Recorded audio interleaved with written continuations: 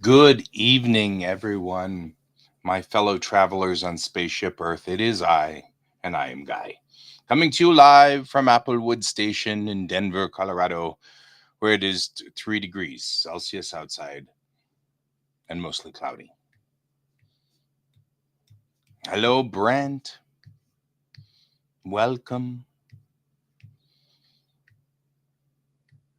So, yeah, that's about right. Hey, Der Kaiser, huh? Hi, Kaiser. I'll call you Kaiser because Der sounds weird. So, yeah, I am going around here and just kind of looking at various things. Oh, hey, oh, now the lights think that they need to change. I'm just saying. I was in my blue period. Now I'm out of my period, you see.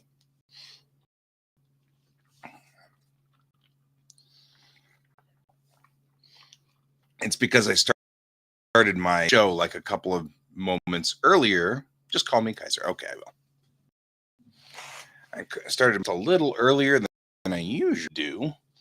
So we had to go through that whole thing there. So, all right. How are we all doing this evening? How's everything out there in the outside world? Like a lot of lag. Yeah, it doesn't. Now I've messed up the routine system. I didn't mess it up. I pulled all of the routines that weren't critical because I could not figure out one routine was on my lights at 6 a.m. every morning, and so I have changed. So I needed to change the routine. It's 5 a.m. there. Ugh, that's brutal. That's brutal. So you're over in Europe, I suspect.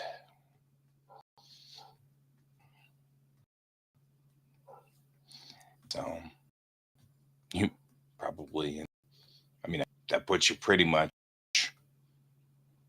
in the middle of Europe, which is cool. It is 9:03 p.m. here in the middle of the United States. So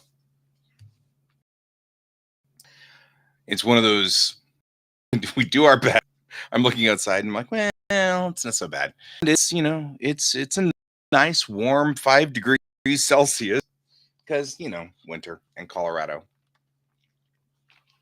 So there you go. Germany.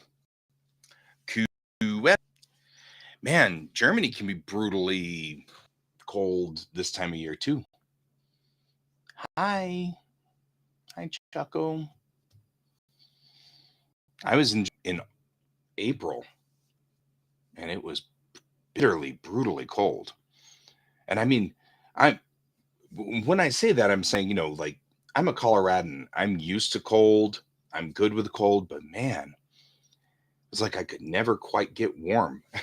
So weird. It was like there was a couple of days there, and I guess it must have been humidity because you guys had a high humidity or something going on. But I was in Wiesbaden, and then we drove up to Berlin, and then we took a train. We drove back to Wiesbaden, then we took a train to Paris, My sister and I, because my sister was in Germany at the time. So I really loved Germany. That was a very pretty place. It was just very lovely. It's a lovely, lovely place. You're more of a winter guy. You know what? I That's what I'm kind of thinking. I'm like, when it starts to get up into the mid 40s, I'm like, no, no, people, no, this is not okay. But we've been getting, you know, low to mid 40s for summertime now, and I'm like, that's not acceptable, people. Because I'm with you. I'm a winter person. I'll take the cold. I'll take the cold. Mm, that was pretty brutal. All right. I don't know what I'm going to draw today. I want to draw something because drawing seems like a fun thing to do. So I'm going to try to draw something, but uh, smack middle. I'm in Colorado, Chaco. I'm coming from the Denver metro area, so just outside of Denver in Colorado. So where are you coming in from, my friend? Where you? I don't know what I want to draw. What do I want to draw? Does anybody even know? Nobody knows. Nobody knows. We just do our best. Actually, I like this pencil enough. I'm going to move this pencil into my personal pencils. That's fair. Oh, Minnesota. Oh, man. Yeah, Minnesota. Oof. My sister in law lived there for quite a while, and that was a thing. Is it snowing currently, or just there's snow on the ground? Because with Minnesota, it could be both. We still got a little bit of snow here from the snowstorm that came through Friday night, but it usually goes away pretty quickly here. Snow doesn't stay here very long. I mean, we've got snow, it will snow, and Friday night was pretty hairy trying to drive home. We were at a friend's house and across town, and we had to drive home, and we never got above, say, 30 miles an hour ever. Oh, yeah, that's pretty rough. It's pretty rough. So, but yeah, we almost got like run over by a guy in a snow with a snowplow. That was unpleasant. There's this guy, and he was just driving down the road and he was doing, I want to say, 40 or 50 miles an hour, and of course, there's ice and snow on the roads, and he's just barreling down the road, and we, luckily, my best bud was driving, and he just pulled right over into the right hand lane. But when that plow went by, it wasn't like a normal. It wasn't Colorado Department of Transportation. It was some guy in a pickup truck with a snowplow on the front. But when he passed us, you could feel the wind moving it over. Oh, Kaiser, that's a good question.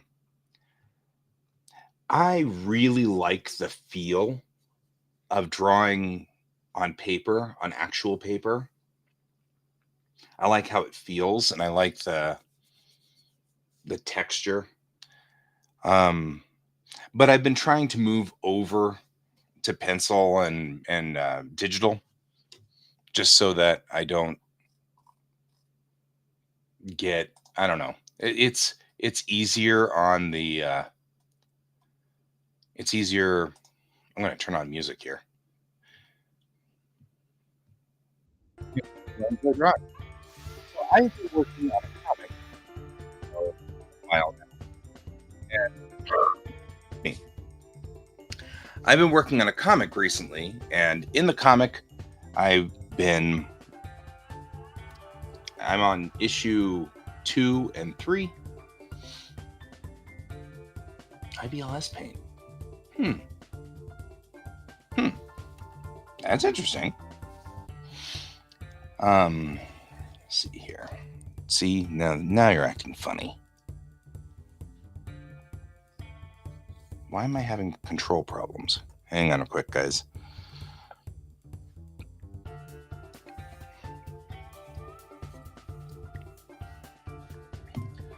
I'm gonna see what I've got going on here.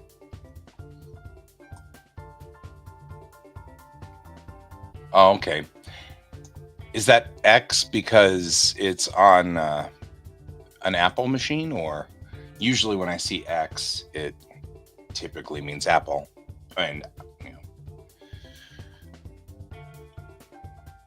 cool. The Apple machines are really good for drawing. Oh, it's not an Apple? Gotcha.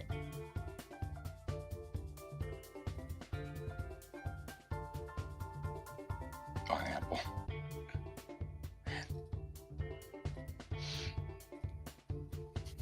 I'm looking for a specific thing up here.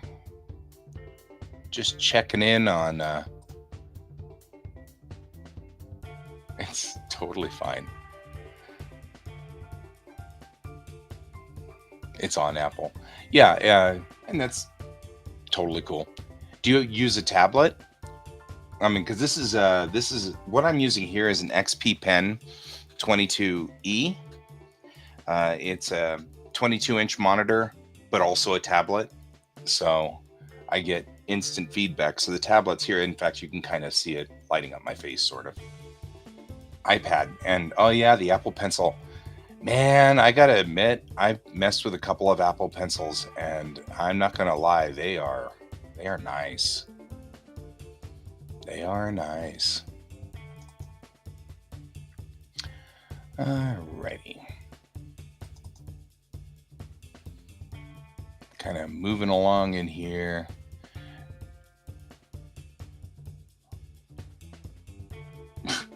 Right? What is it with the bots?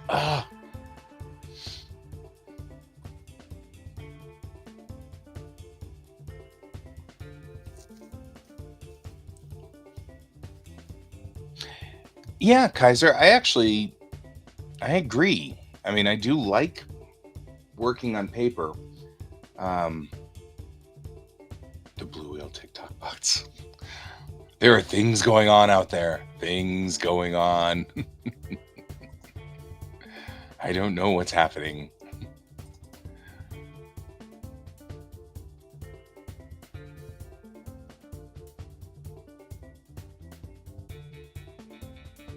Oh, the PFPS? Eee. Yikes.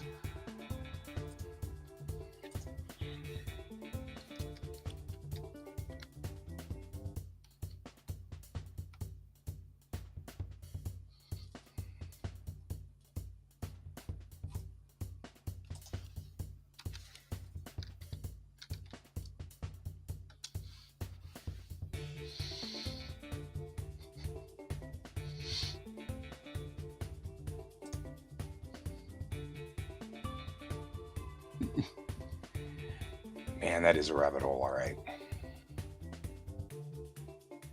I am right now looking for something in my morgue that I can use to kind of get started on this. I like using the morgue. Every artist should have a morgue. So morgues are, I use that term, and I guess it's a little, it might even be kind of out of style these days, but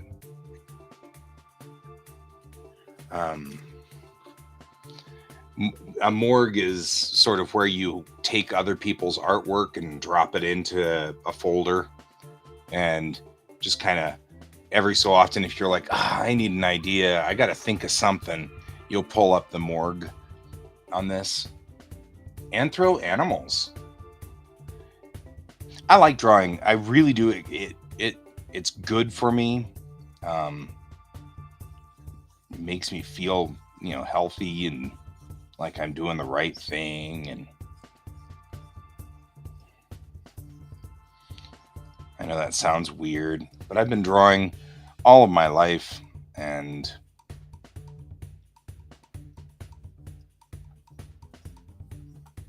So it's kind of one of those things where, oh, hey there, Jackson. We got a couple of people on here. Chaco's coming in from Minnesota and Kaiser's coming in from Germany, where every place is cold. We've just decided that the whole lot of us are cold. That's the way it is. We're all just cold, which Kaiser and I are saying we're not actually opposed to. We're just saying that's the opinion we've got going on here. We don't have a consensus because Brent's on here too, and I'm not sure what Brent's opinion is, but we don't have a consensus, but you can always get my opinion on it. It's in the mid. Okay. I see. I'm not gonna lie. I kind of dig the Jormal as a typo. That's a pretty cool typo. So, what's your idea on your comic, Chaco?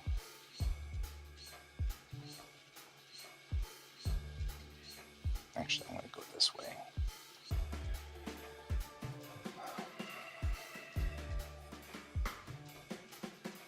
Put this arm this way. That's cold. Yeah, that's fair. That's cold.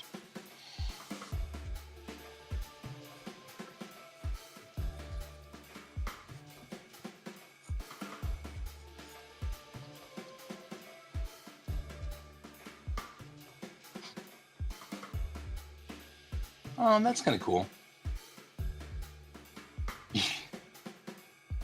Kaiser, you are Calvin from Calvin and Hobbes. I feel like every time we have any kind of discussion about just building snowmen and destroying it, Calvin comes up from Calvin and Hobbes. It's only a matter of time.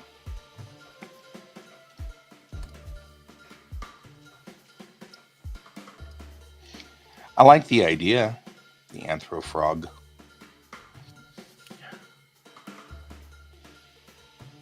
How long? I'll bring it up. Hang on. I don't know if I have it marked, but we will find out here.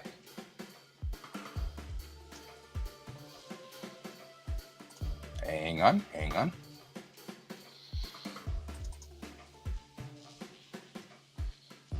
I feel like I marked it somewhere along the line. We'll find out.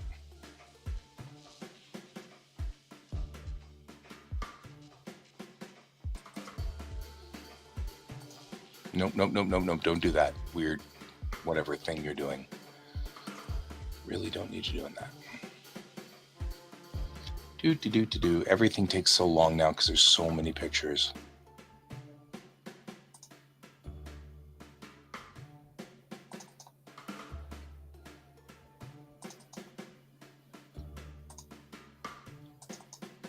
There we go.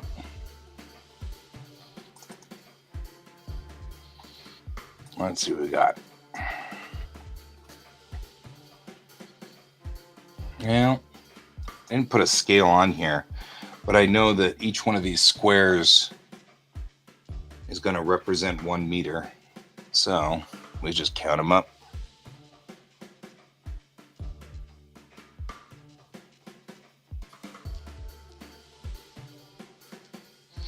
So let's see what we got. Deck 1.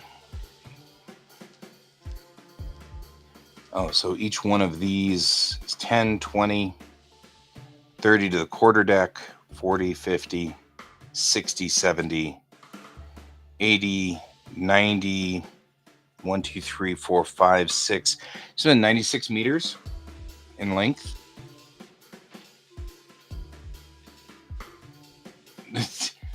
No, yeah, this is my primary ship. This is the hero ship. And he's right, I probably should be working on it. But, we're not. And I keep meaning to and stuff, and I just don't. Well, that's not true. I'm doing fine on that. Here, I'll show you a better view of her. Something where she's actually rendered out the way she's supposed to be. There we go. That's what she looks like. IRL.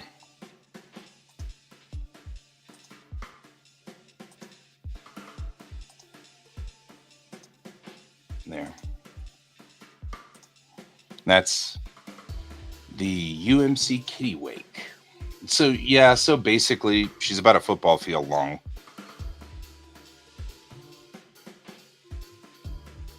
Do I have my own avatar? Anytime I usually put myself online where I don't want people to know exactly who I am, the avatar I tend to use is my captain. And because she's the one that I know the best. So my captain, here, I'll pull up a picture of her. I got captain pictures everywhere. I have like a zillion captain pictures because I like her. She's cool. But I have to keep changing places here. I have to change. There we go. That's her. So anytime I usually use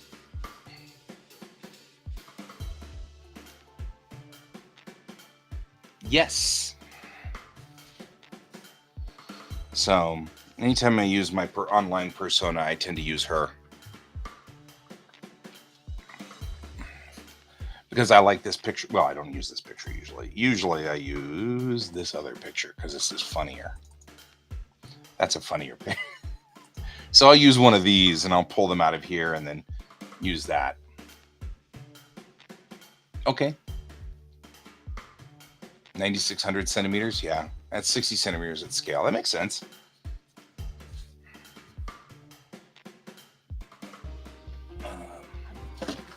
Let's see here. I'm trying to decide where I put my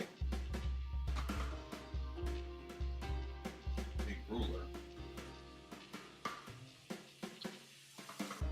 I think I have accidentally buried my big ruler. That does not surprise me in the least. Okay. Oba kitty.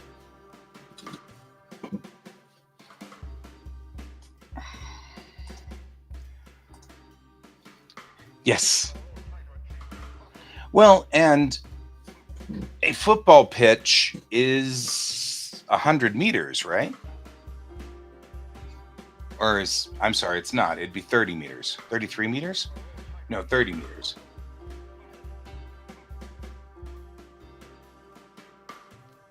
Yep. Because, I mean, really, she's 100 meters, which means she should be 3 football fields. No, she's about 1 football field. Yeah. Doing the math wrong. Was an English teacher. I was not a math teacher. I say that routinely. Yep. 100 yards is about, give or take, 100 meters. Roughly. It's very, very rough, though. But a football pitch should be 100 meters, so they're about the same size. Yeah, I mean, it could be 1 kilometer, and you have to have really, really good players. I'm just saying, in really good health.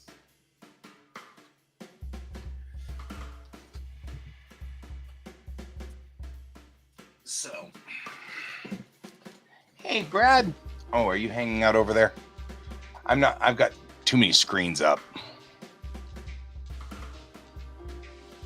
In case you're wondering, I've actually printed my comics. They're printed out and had them 120 yards, give or take.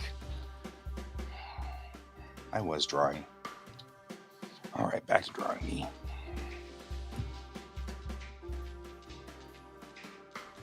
All right.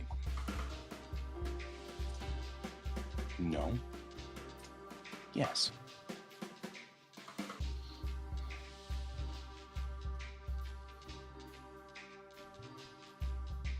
I need to move this up to here.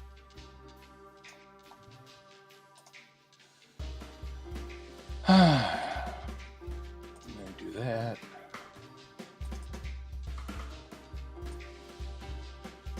It's all good. I think we're good. I think we figured it out.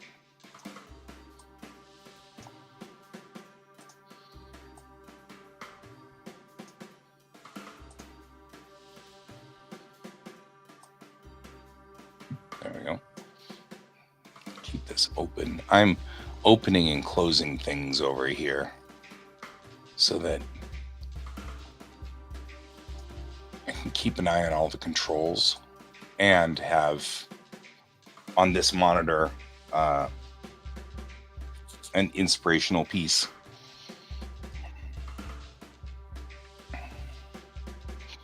All right.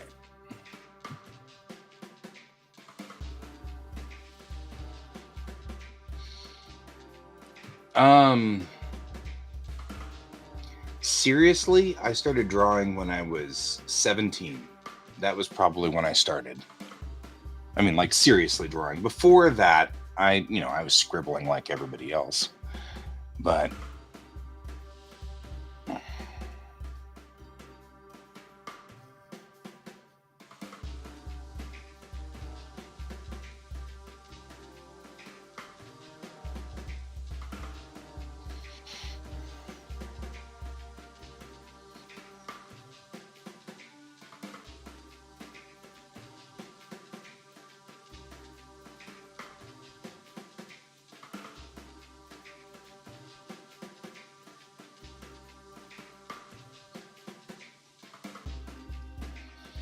so,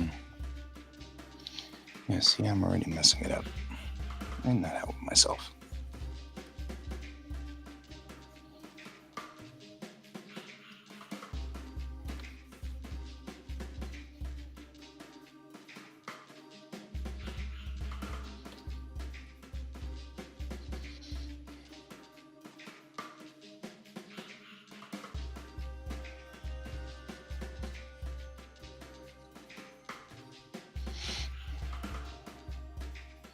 I'm just marking out the positions and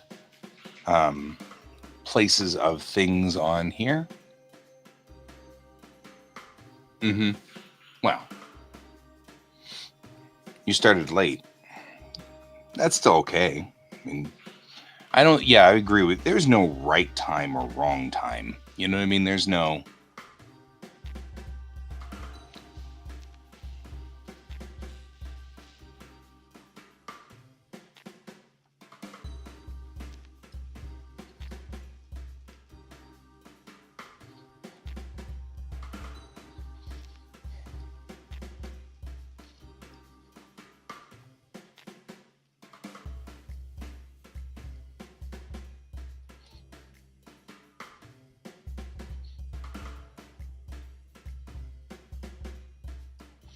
This is a weird angle, so I'm really kind of working through this angle, trying to kind of get my landmarks kind of straightened out.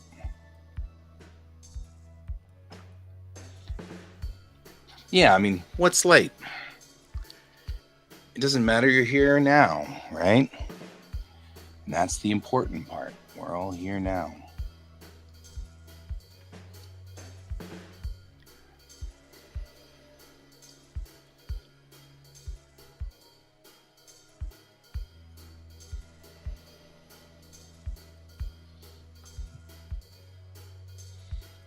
Oh, heavens no. No, my friend, don't worry about that. I am going back to college right now, and I'm 50. So, there's no late time, or there's never too late. It's never too late.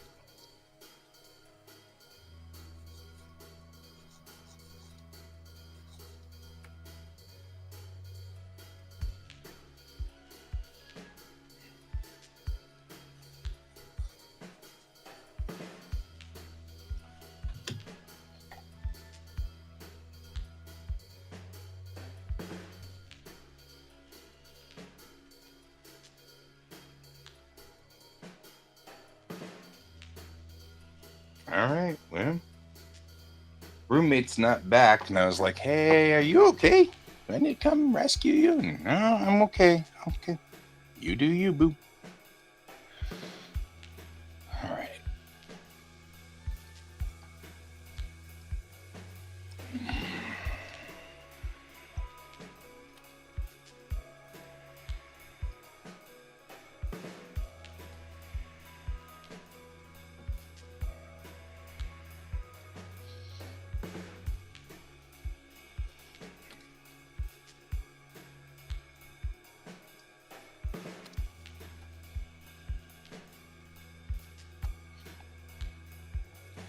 sometimes you get yourself blocked into a wall and you're like, really?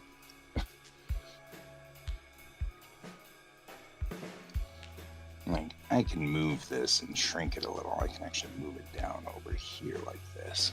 Let's pull it off to one side here.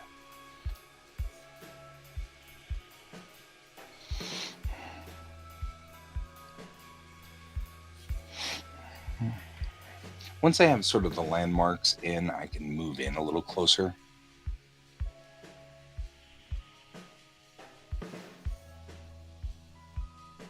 Yeah.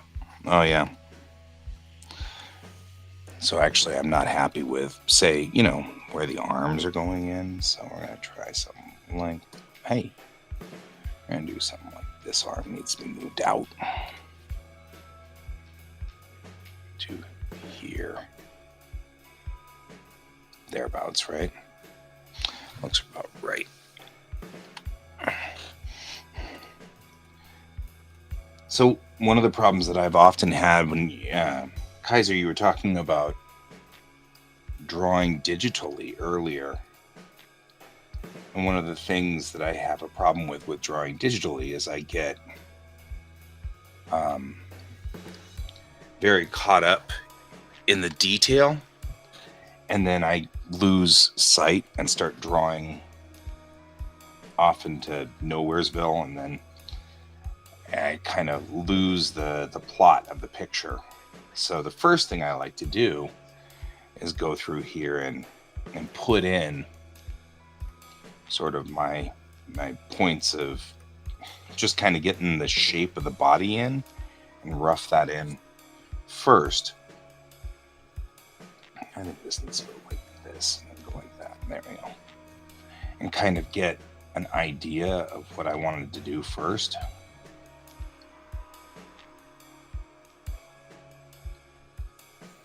In here.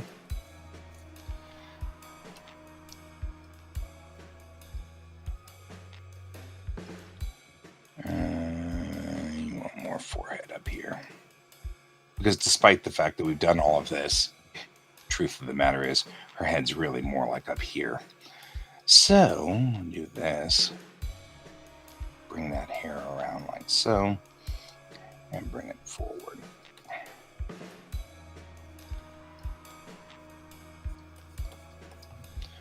Alright.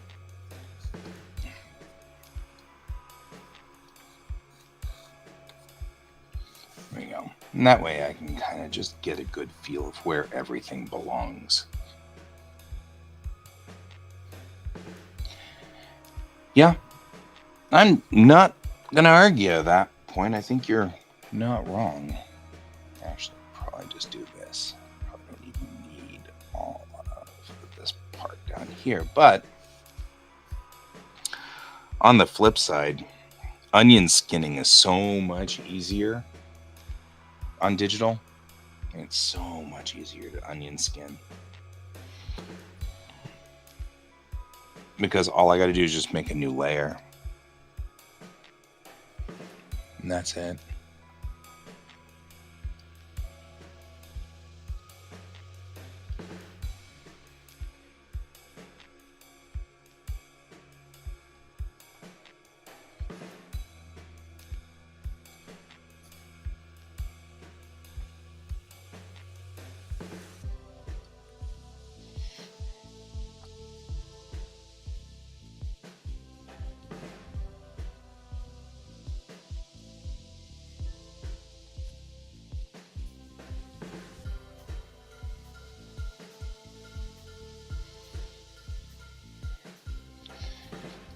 I think the challenge when you're dealing with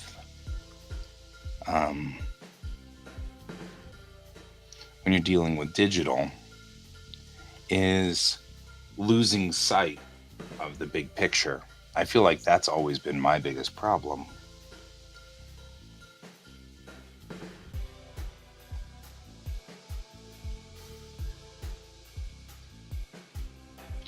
And so my biggest issue has always been kind of, trying to kind of hold the big picture in one place here. And kind of keep track of where we are, a grander scheme.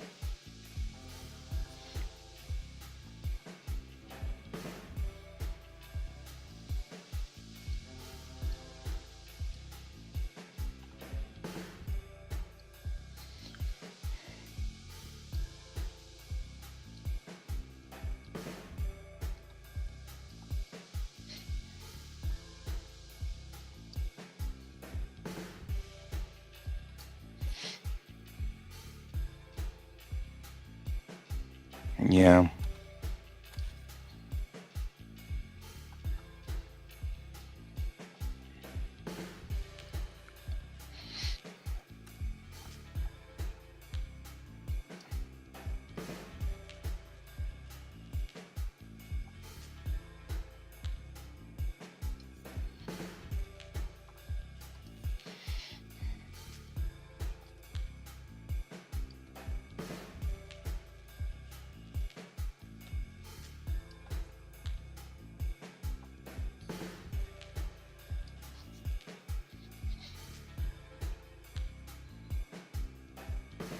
Mm-hmm.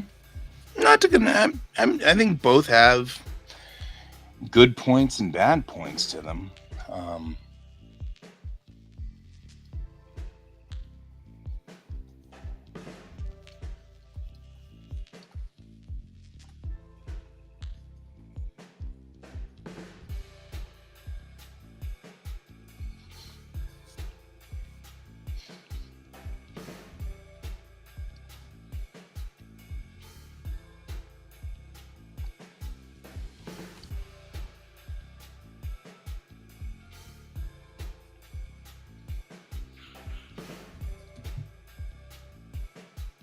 yeah.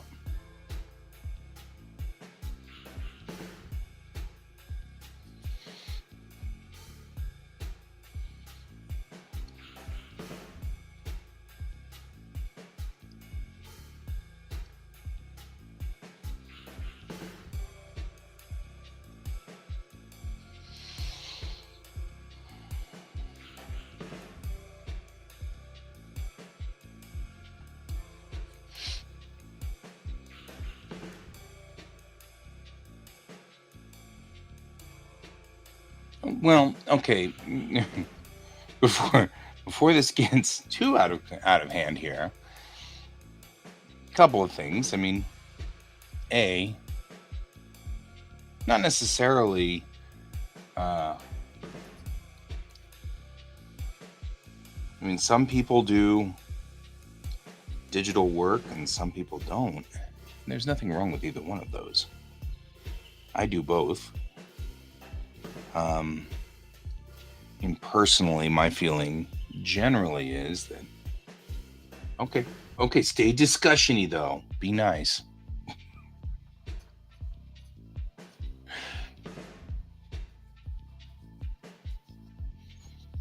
I'll let you guys talk. I like both. I have always liked both. There's a time for me for digital and there's a time for traditional. But the problem that I've got that I always have, which is not something that Kaiser's bringing up, but it is something that I run into whenever I work digitally, is it doesn't look like it does on paper.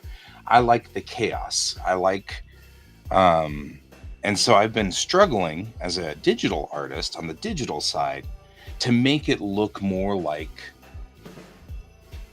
okay, just keep it, keep it civil, people. Um, as a digital artist, I struggle with like this pencil here. It does look like a pencil. It's got this kind of grit to it that it's getting in there. And when I come in here with inks, it's going to be a lot more complicated. Yeah, see, I don't think that, and this is where I make more adjustments. But on the flip side, what I'm doing right now is markedly harder. You know, I can't obviously just keep the piece of art that I just made and on a piece of paper rotate it, which I just did there because I went off my guide. And so knowing that I went off my guide there, because here's where I should be looking at where the lips end up coming out from underneath the fill from here, right?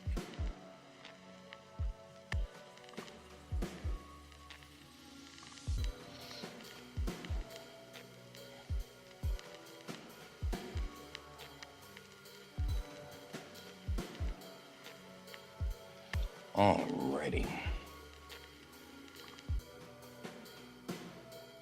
And forgive me, guys. It's hard to see intention in text, as we all well know. So I can't tell whether you guys are actually getting mad at each other or not. So as long as you're not getting mad at each other, I'm good, man. I'm good. Y'all do you.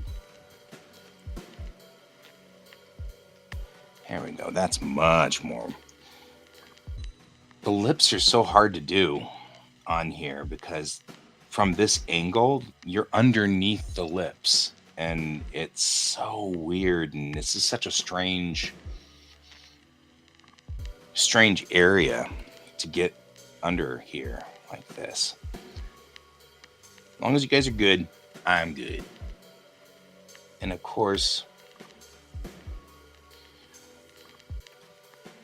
I'm trying to kind of get this effect right here of just a little bit further out on the bottom. And this needs to be rounded a little bit more. And this needs to be tilted a little bit more there. Brad, if you join me, you might want to stick a note in the chat just to tell me, because sometimes I hear the little signal that somebody has joined and sometimes I don't. So Cat can join and they have control, but that's a little bit different. And see, I'm fighting with this lip again. It's going this way, and I want it to kind of go around this corner, like this. And now I think I have kind of botched it, but I feel like that's kind of, yeah, I feel like this is going more this way. This is where her mouth ends up there. That's it. And then I'll move there like so. Yeah, for me, that's the same. I'm digital because it's cheaper. It costs far, far less for me to do this on this form here. And if I were to... Oh, well, thanks. I'm not busy. You can join if you want. Although, if you're just drawing and you're just doing good, you can just hang in the vibe here and vibe with me. Digital is in the long run cheaper. So one of the things that's happening right now, Kaiser, is I'm going through a phase of paring down. I have so much, and I have kept all of my work that I have done over the last 30 years, 40 years. And it's just boxes and boxes of paper. Well, I don't want to just throw stuff away. So what I'm doing is I'm photographing it all. I've got a setup rig over here where I've got a camera aimed straight down with lights on either side. And I just put the piece of paper down, hit click, and throw the paper away. And then I've got a copy of the art. And you're probably wondering, why don't I scan it? And that's because that scanner over there takes forever to do one. Whereas if I've got a stack of pages this big, then I can go through that in a night. You know, just put one down, click, throw it away, put one down, click, throw it away, put one down, click, throw it away. And it doesn't take as long.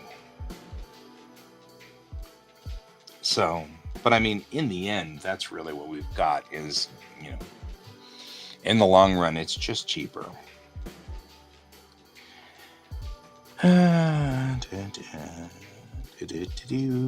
Like so. Kind of going along this outside edge here. I'm just dialing this in off my reference. Got my reference up here, and nothing wrong with that at all. So I'm just dialing this in and getting it to where it's supposed to be. Kind of dial that in a little bit more.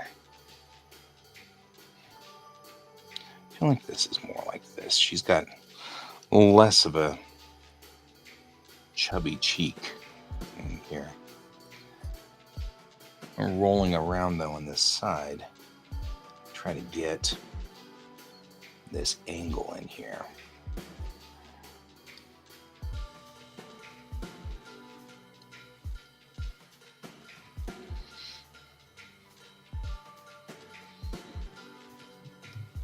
Now see, I heard that.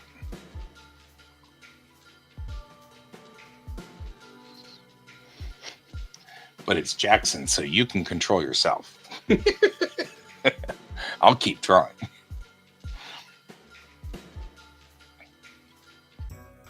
All right, so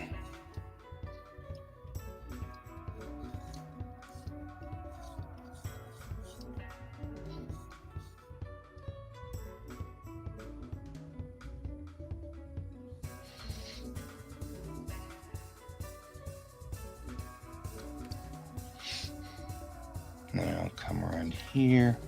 Just kind of bringing up this part of her head here. So her forehead's going to be through here, but a lot of it's going to be covered. So I'm not going to put too much in. Now, like I said before, her head's kind of risen up a little bit more now. So I'm going to kind of adjust accordingly. So this part of her hair is going to be coming out from here-ish, give or take, and across the front of her face like that. And then we're going to take this part here and just bring it around. Kind of do this. Just matching that.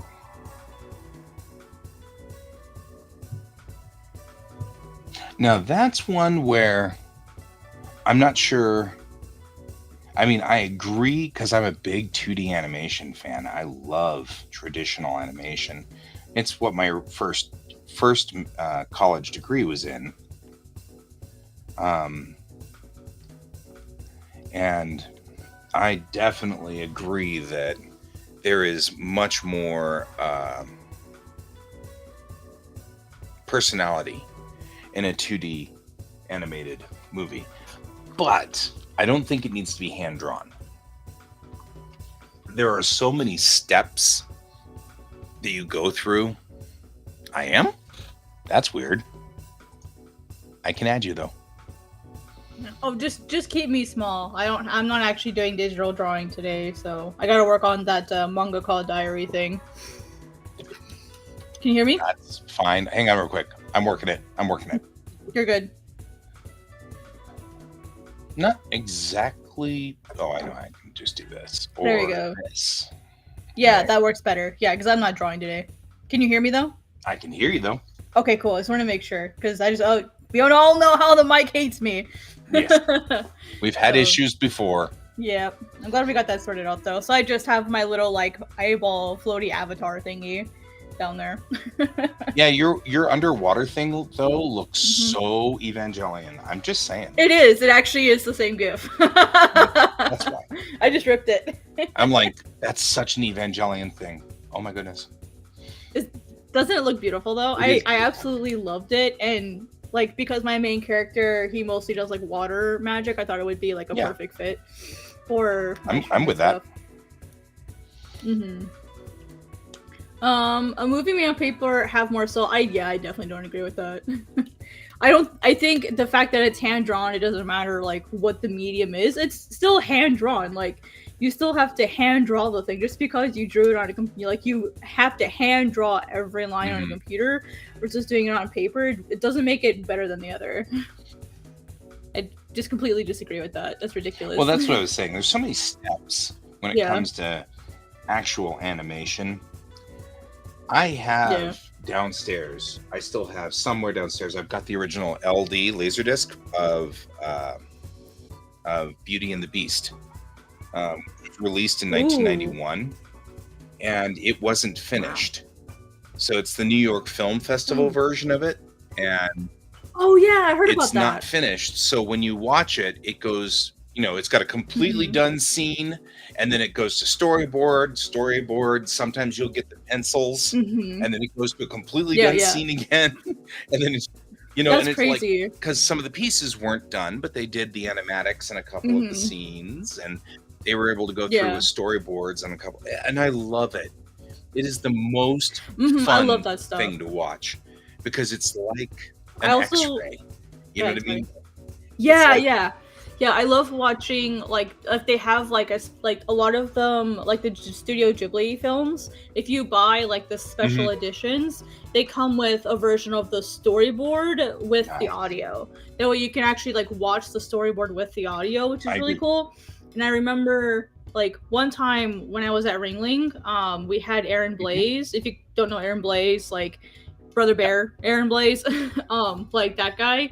So he came to the school once to do like a demonstration, and like talk about his career in animation and stuff. And he had a film with or like a clip from a film that they had worked really hard on, and it wasn't like completely. It was more like an animatic than it was. It was more like an animatic than a storyboard, so it was like a slightly more finished storyboard of a film that like he had been working on with a bunch of people, and I guess like the studio got sold to a company in China or something, and then the rights to that would have been like the amount of money to buy the rights back from the film, but the money to buy the rights for the film back from the new studio that owned it in China would have been more than they would have probably ever made releasing the Oh, film.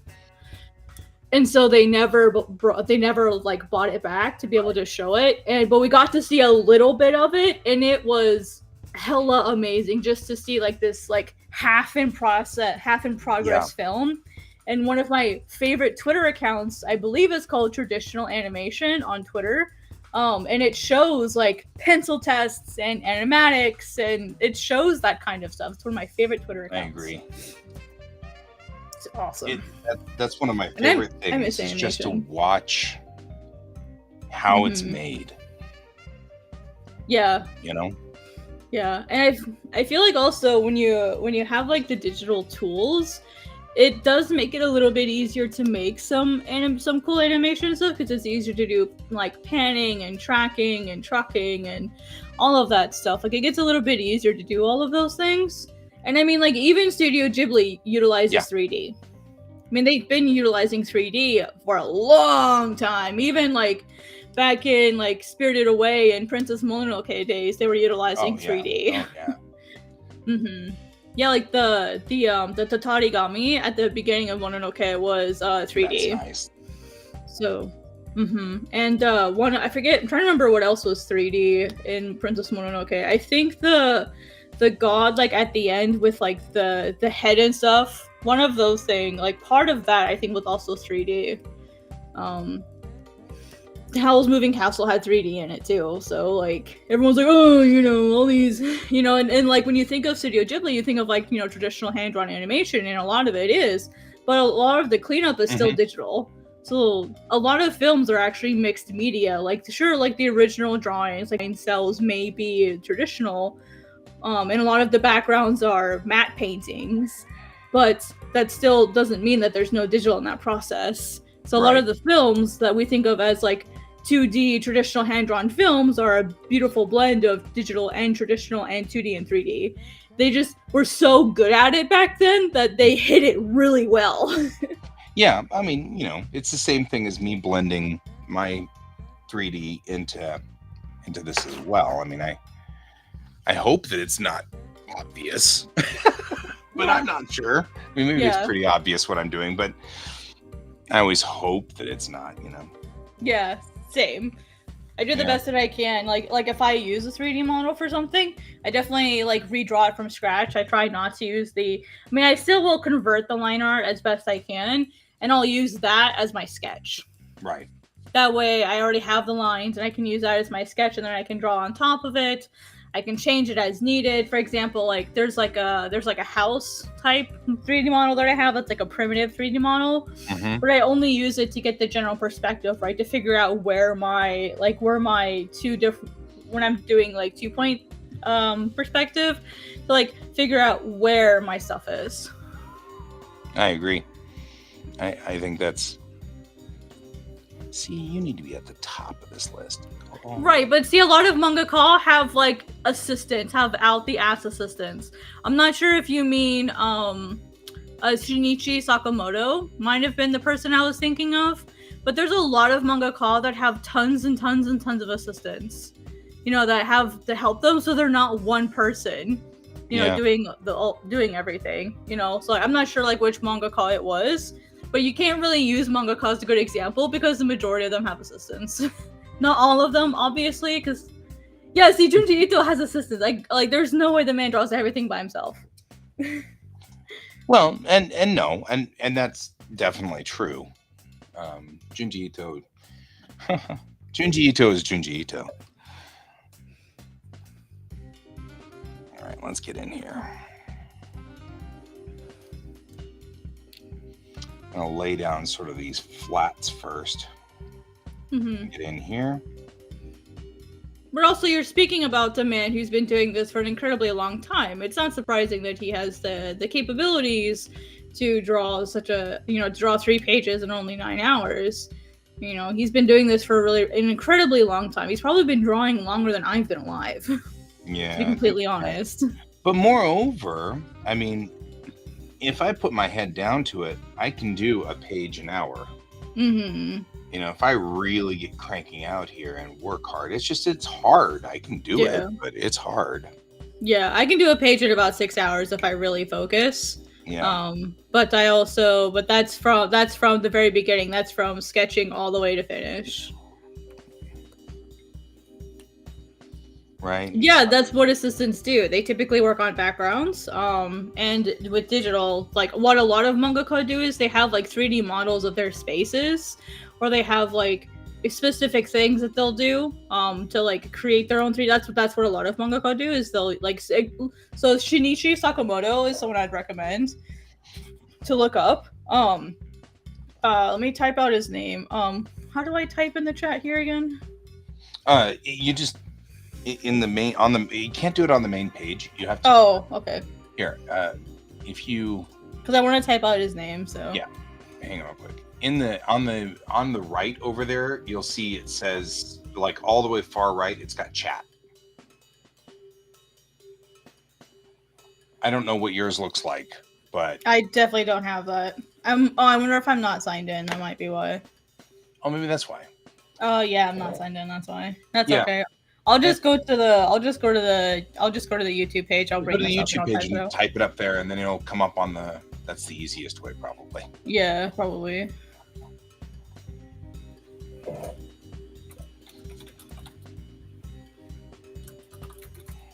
So, where was I? Sorry, I didn't mean to like completely steamroll it. No, you're fine. You're fine. Yeah, in fact, there's actually what the heck I was doing. No, you're good. There's a whole YouTube channel that shows mangaka documentaries and stuff. Well, not just mangaka, like mangaka and animators and stuff. So Shinichi Sakamoto, and then the documentary, if I can spell this right, documentary channel is Archipel. Like both, I would definitely check out the documentary on Shinichi, on Sakamoto Sensei at Archipel, because they also have one for Hiroyuki Takei, who did Shaman King, Amano, like the Final Fantasy creator or Final Fantasy artist. I don't remember who else he did documentaries on. A whole bunch. There's a bunch of different mangaka, and like big creators in the industry, and they like talk about like their process and like how they go about it. And like Sakamoto uses a lot of 3D models, but he also talks about like his experiences and like learning how to be accurate to like the time period that they're in, because like the work that he does is like super time period specific, and his work is super crazy detailed, and it's like mostly digital. Yeah. So I mean, you can still create like, and his work is literally like award winning. Like Dracul just got released last year, so just one example of like a mostly Hiroyuki Takei, Shaman King creator. Like he's almost completely digital these days. You know, like, and he made Shaman King, like the Shaman King. You know, so like, yeah, But that's also expediency. yeah. Like, I mean, I'm just remembering when does Shinichi have a personal website that's coming in from Brad? Let me check. I don't know, but I know he's pretty active on Twitter. Yeah. But that's a thing. Like I remember when I was there in Japan, they were digging up a new foundation for a building, and they ended up like digging up a ton of Dragon Ball cells or something like that, because they just didn't have a space there was no way to dispose of them. And so some of this is expedience and just not wanting to have, you know, problems with disposal and trying to do something with what you've got going on. So I think that's part of also why digital is useful in that instance. Yeah, it looks like his website's under construction. He does have one, but it's under construction right now. If you want his Twitter, I'm happy to like drop his Twitter in the chat here. That way, at least you can see his username. Like basically, you want to look for what's after the slash, and that's his username. So he's like super active on Twitter. Like he's always posting things. You know, mostly talking about like the art. Like he mostly just talks about his art and stuff, but he also shares his inspirations and his workspaces and his travels and other stuff. So I mean, he's a super fascinating like person to follow, I think.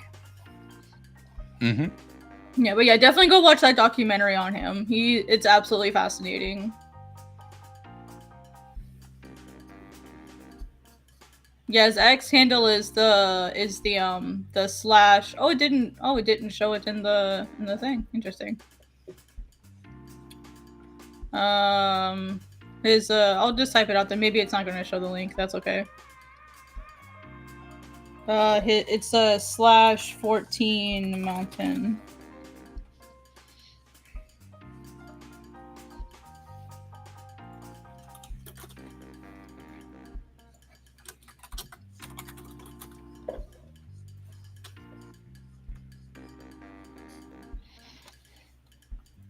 And it's all one word, so.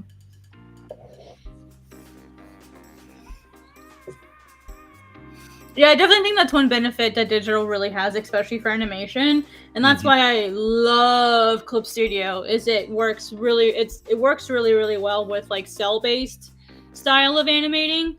The way that it works. I mean, you can have Clip Studio be more of like a frame by frame or like a cell type. You can have it go either way, and that's why I really love animation Clip Studio. It's awesome.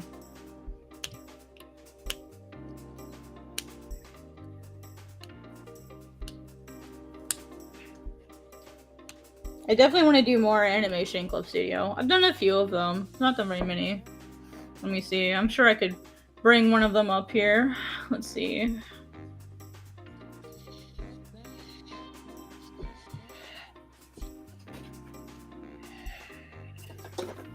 Yeah, I say go for it. I love doing small little animations on I have a Samsung tablet, like one of the Galaxies, and I love doing fun little silly animations on it. Let's see. I'll show you one of the animations I made. I can show you a couple of them. Let's see. We want that'll be a media source. And I think it's in my downloads folder because I'm lazy and didn't put it in the right place. Yeah. So for example, like here's one that I did. Whoops. Oh, where'd it go? It suddenly disappeared. Did you have it up there? There it goes. Oh, it disappeared again. That's so. Oh, I wonder if it's a. Oh, I bet it's because it's a GIF and it's only doing it once and it's not looping it. Oh, that might be it. Okay, yeah. Let me figure this out. Oh, here we go. Put it on loop. There we go. Put it on loop. So it'll just loop over and over again. Just a fun little animation there that I did in Clip Studio forever ago.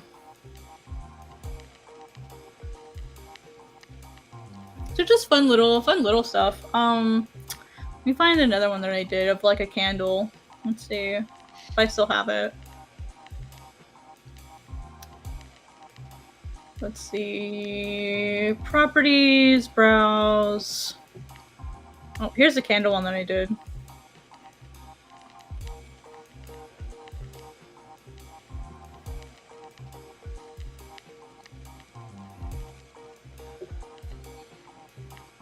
Yeah, Clip Studio is really great for like these sorts of really short and simple animations.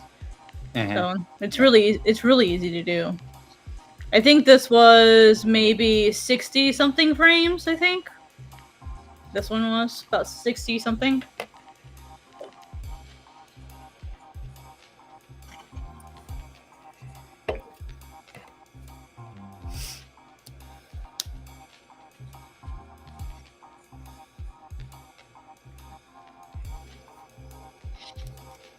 Yeah, it's definitely worth it if you just want to do it for fun, for funsies. Now, Clip Studio isn't really cheap anymore, like, just to be, like, completely, like, honest. If you want to animate in Clip Studio, you have to get the EX version. And monthly, I want to say it's $8 or $9 monthly. It's really cheap. It is, except that I'm still offended by that. You can get... you can get it one time, yeah. You can get it one time, and I do, too. I usually do. Yeah. If you only want to make a one-time payment, that's still an option. But you still get stability fixes. Like, you still get like stability updates if you get the one-time payment option. But if you want to like get like the new features as they come out, you have to get the update pass along with the one-time purchase, or you have to just get the monthly or yearly subscription, which is what I do. I just pay yearly for the EX version, and I have 2 devices, and it costs me $99 a year, which is like $8 a month or something. So, which is way better than paying Adobe, and I'd have to have multiple Adobe programs to do the same thing. So, it's worth it to me. I am not gonna lie, that's a definite thing I'm thinking about. Yeah, Adobe has been creeping their prices. Yeah, if I wanted to have all of the software that I wanted, it would be cheaper for me just to buy the Master Suite, which is like $50 a month or something, which is redonkulous. Yeah. So no thanks. I'll just pay my I use Filmora for my video editing, which I really love. It's like $20 a month for that, which they finally moved over to a monthly subscription as well. So now I have to pay $20 a month for Filmora. And then I pay the Clip Studio. So I think total for all of my video, animation, drawing, like all of my media software, I pay like $30 a month basically for everything, versus Adobe, which is like $50 a month. Yeah.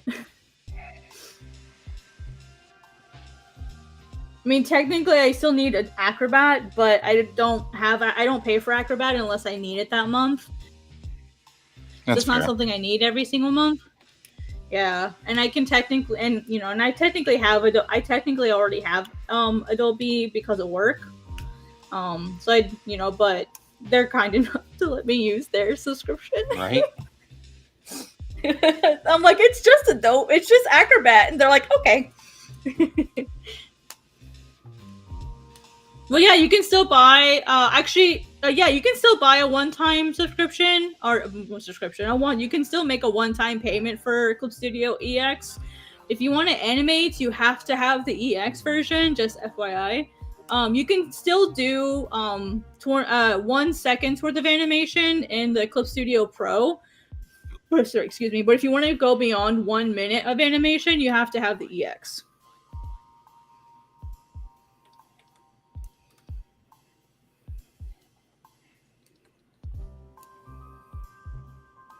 Think extra.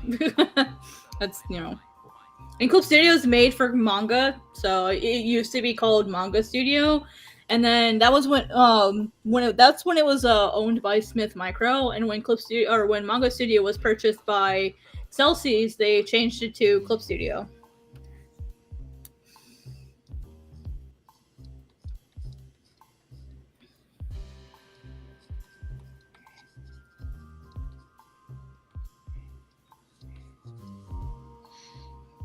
I don't think Guy would care if you mentioned the name of this YouTuber.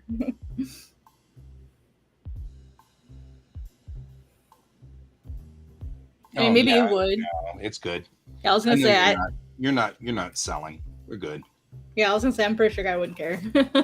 Yeah. No. I mean, I literally just advertised Archipel, kinda. So. Well, as soon as you said my name, I had to go back up and look because I'm sitting here now. I'm all happy and I'm. You're in your zone. In the zone over here. I know you are. That's so why I was all like, I was like, oh, let me say Guy's name so we can get him to look. Right? You have to say my name, so I'm like, what? Oh, wait. We're talking about my stream, aren't we? I knew that. I was just testing you guys to make sure you guys knew that. That's it. I'm just making sure you're still alive over there, guys. Super focused. Oh, you can tell I'm alive. I'm sitting here just drawing away. Having a grand old time. Yeah, I'm having fun. It's like, this is great.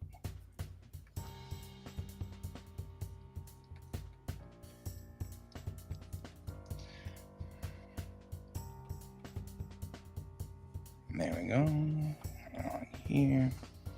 And now. Oh, yeah. Now let's get in here and start doing stuff.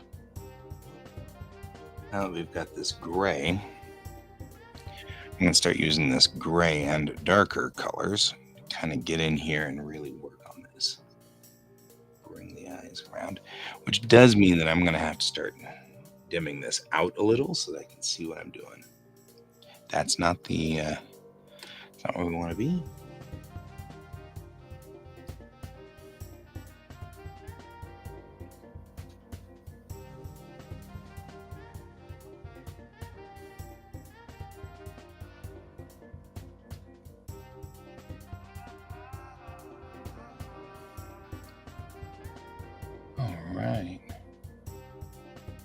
That's fine. You can watch the screen all you want there. Or not watch the screen. That's the point. So that's actually what we're trying to accomplish here, is a safe place for us artists to just kind of get together and get the drawing done, work together as a team. Or it's called body doubling. And especially for people who are neurodivergent, it's very useful.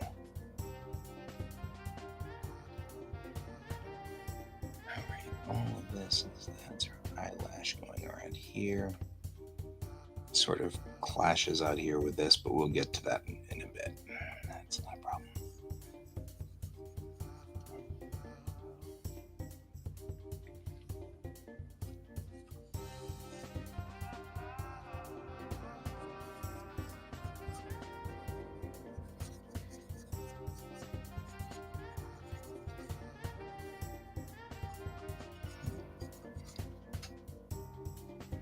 All right. This is my favorite brush, is this brush that I got from Wallop. I've been a patron of that individual for a while now. And if you're a patron for a long enough time, they publish their brushes. Ooh. And their skin brush is one of my absolute favorite brushes. I just love that skin brush. They've got this brush. It's got like just enough texture? Or... Just got, right, exactly. And if you can really kind of like get a nice grit out of it, it's so nice. I just love it. I'm so addicted to this brush. Nice, nice. They also do, you can watch them do process videos in real time, because they do the fast versions for everybody, but for their patrons, they release the full version at normal speed. So you can see exactly how long it takes them to do one of these paintings. That's cool. Which is markedly faster than, well, I don't know if I'm going faster, but only because I'm just coming in here and kind of doing roughs at this moment. So, but yeah, it's a particularly cool.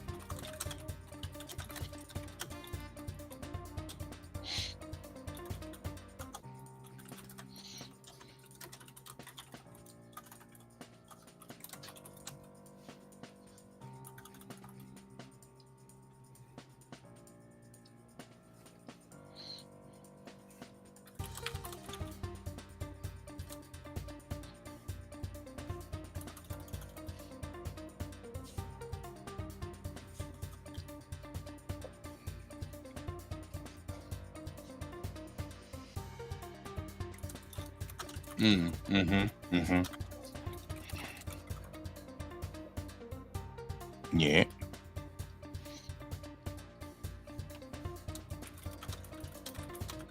This invariably is how this always goes down with me, I swear. I'll get in here and I'll start blending in colors, and then I will invariably start the color on the wrong layer. And then I'm like, well, I had them separated. I was going to keep them separated, but I guess I'm not anymore. It is the nature of the beast.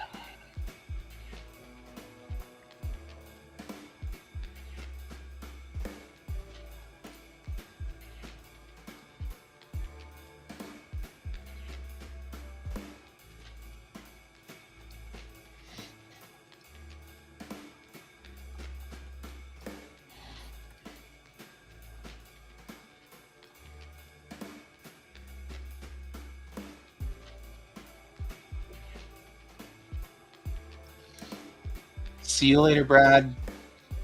Thanks for joining us. Take it easy. Have a good night.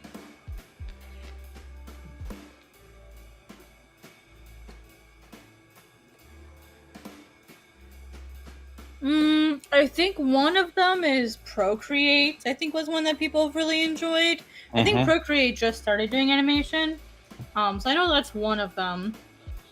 Technically, Photoshop can do both. Technically, I don't really like the way that Photoshop handles animation though. But it is something you can use. Yeah, I was gonna say they can do a lot of things technically. Yeah. Well, and I mean, Flip a Clip is one, I think, another one, but it's mostly animation. It has like a weird sort of like 16-bit look to it. It's kind of cute, actually. Yeah, my kid would be into that. I can already tell. Yeah, Flip a Clip they used to have on like the old the DSIs, because I have a DSI and it's got Flip a Clip on it, and that's what I used it for, forever ago. Right. Okay, I'm gonna merge these two layers down so that they are together. Hey, Donald. Good to see you, man. How you doing? Hi, Donald. Don't mind me. Just working on my mangaka diary entries that I totally forgot to do yesterday, and working on today's as well. People have really liked the diary entries. I thought people would find them really boring, but people have liked them. So, Oh, yeah, that's cool. hmm I think I'm going to do diary entries as well from my story.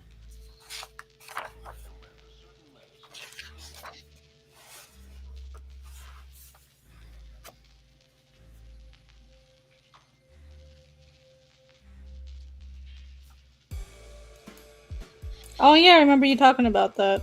Yeah, I'm going to be doing like anthropological. Like I've got a character that's an anthropological um, character, and she's going to be following my storyline while it goes through. Oh yeah, that $900 bill. Have you figured was that a mistake? Have you gotten to talk with them about it at all? Oh, Are that's they right. gonna are they gonna force you to pay that?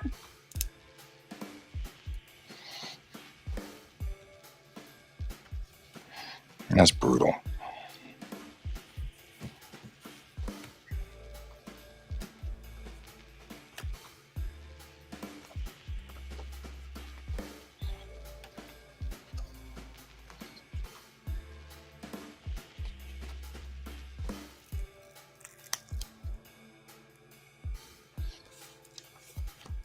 There's no way that's not a mistake. Right. That has to be an error. I mean, yeah, I guess. I mean, it's like, do you want to pay or freeze to death? But They won't. They won't. That's a good thing about. There's an actual law in Colorado. oh, really? Yeah, so you can't do that here. That's good.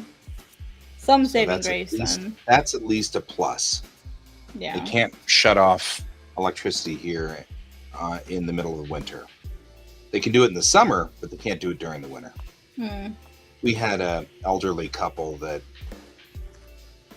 back in the 80s, we had an elderly couple and they just forgot to pay their bill, and because they were elderly, Yeah. and they forgot, and Excel shut off their power in the middle of the winter and they froze to death. Oh my god. Yeah, so since then they've made it illegal. You can't do that. So that was in the 80s. I remember that. I was gonna say, I definitely don't remember that. That's We had horrific. a couple of them that were like that. That also happened in one of the upper states, like Minnesota or something.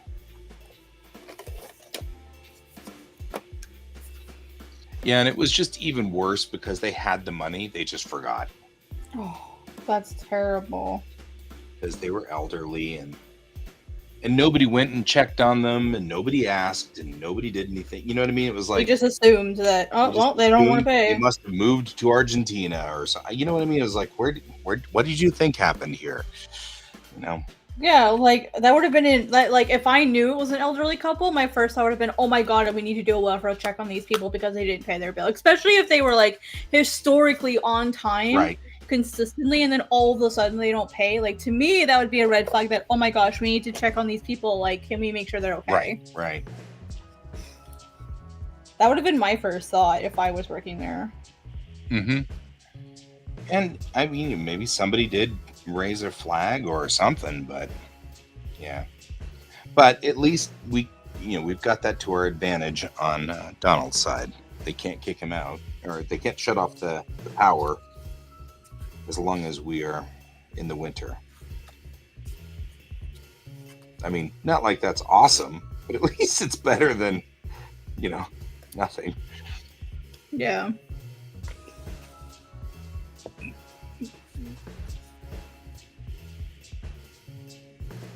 You mean they can shut you off? He just said they can't. Yeah, there's actually a law against it. I'll look it up, Donald, just in case.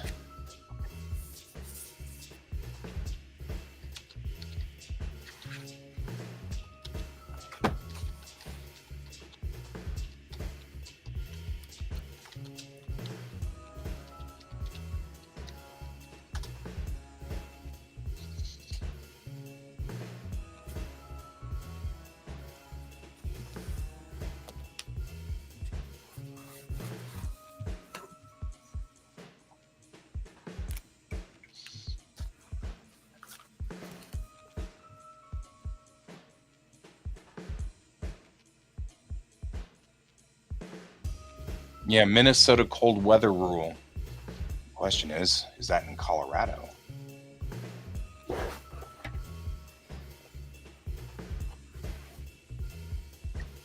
Yep. So we also have a hardship policy. It says customers are entitled to have gas, heat, and electric service turned on between November 1st and May 1st, even if they owe the utility company money. It's called the hardship rules. So Yeah, it sounds like if they were threatening you, it sounds like they're just trying to scare you. yeah, they're trying to make you. It's illegal. I mean, they'll threaten to disconnect, but they shouldn't be able to because of these hardship rules. Not only that, there are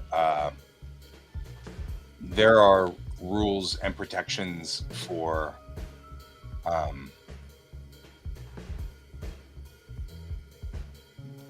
there are protections for and special things we can do if you are if you have a medical need. I'm sorry, I'm getting sidetracked on all of this. No, this is important stuff. I think it's fine. Just reading all those laws and things because, laws. But we care for you, Donald, and so, you're important, so we've got to figure this out. We definitely do not want them shutting off your power. You need that. But it has a $250 limit. Takes renewed doctor's form filled out.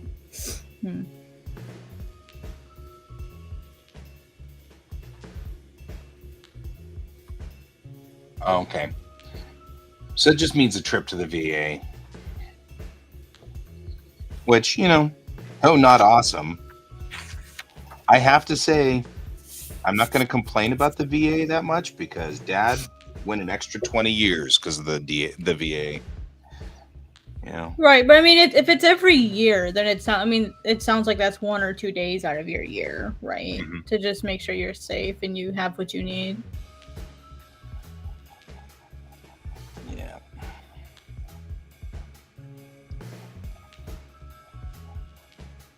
All right.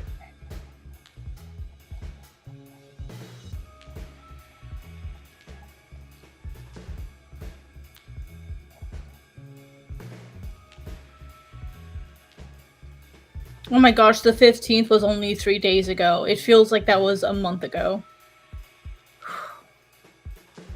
Yeah.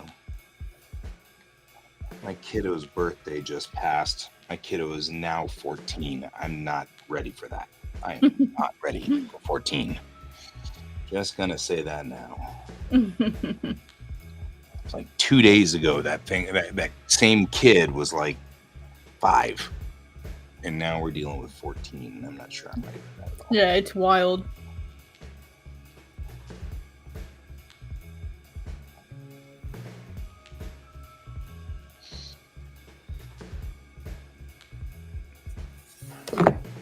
What's happening? Everything's moving so fast. Was that thump? What's happening to me? Stop moving so quickly. No, I'm with you, my friend. I totally am with you about not wanting to do that. I totally understand that. But you also got to stay alive, man. Got to stay alive.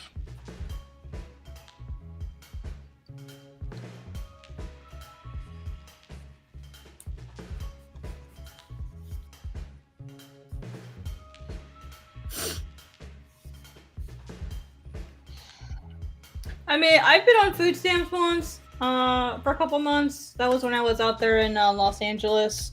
I was doing my internship, an unpaid internship.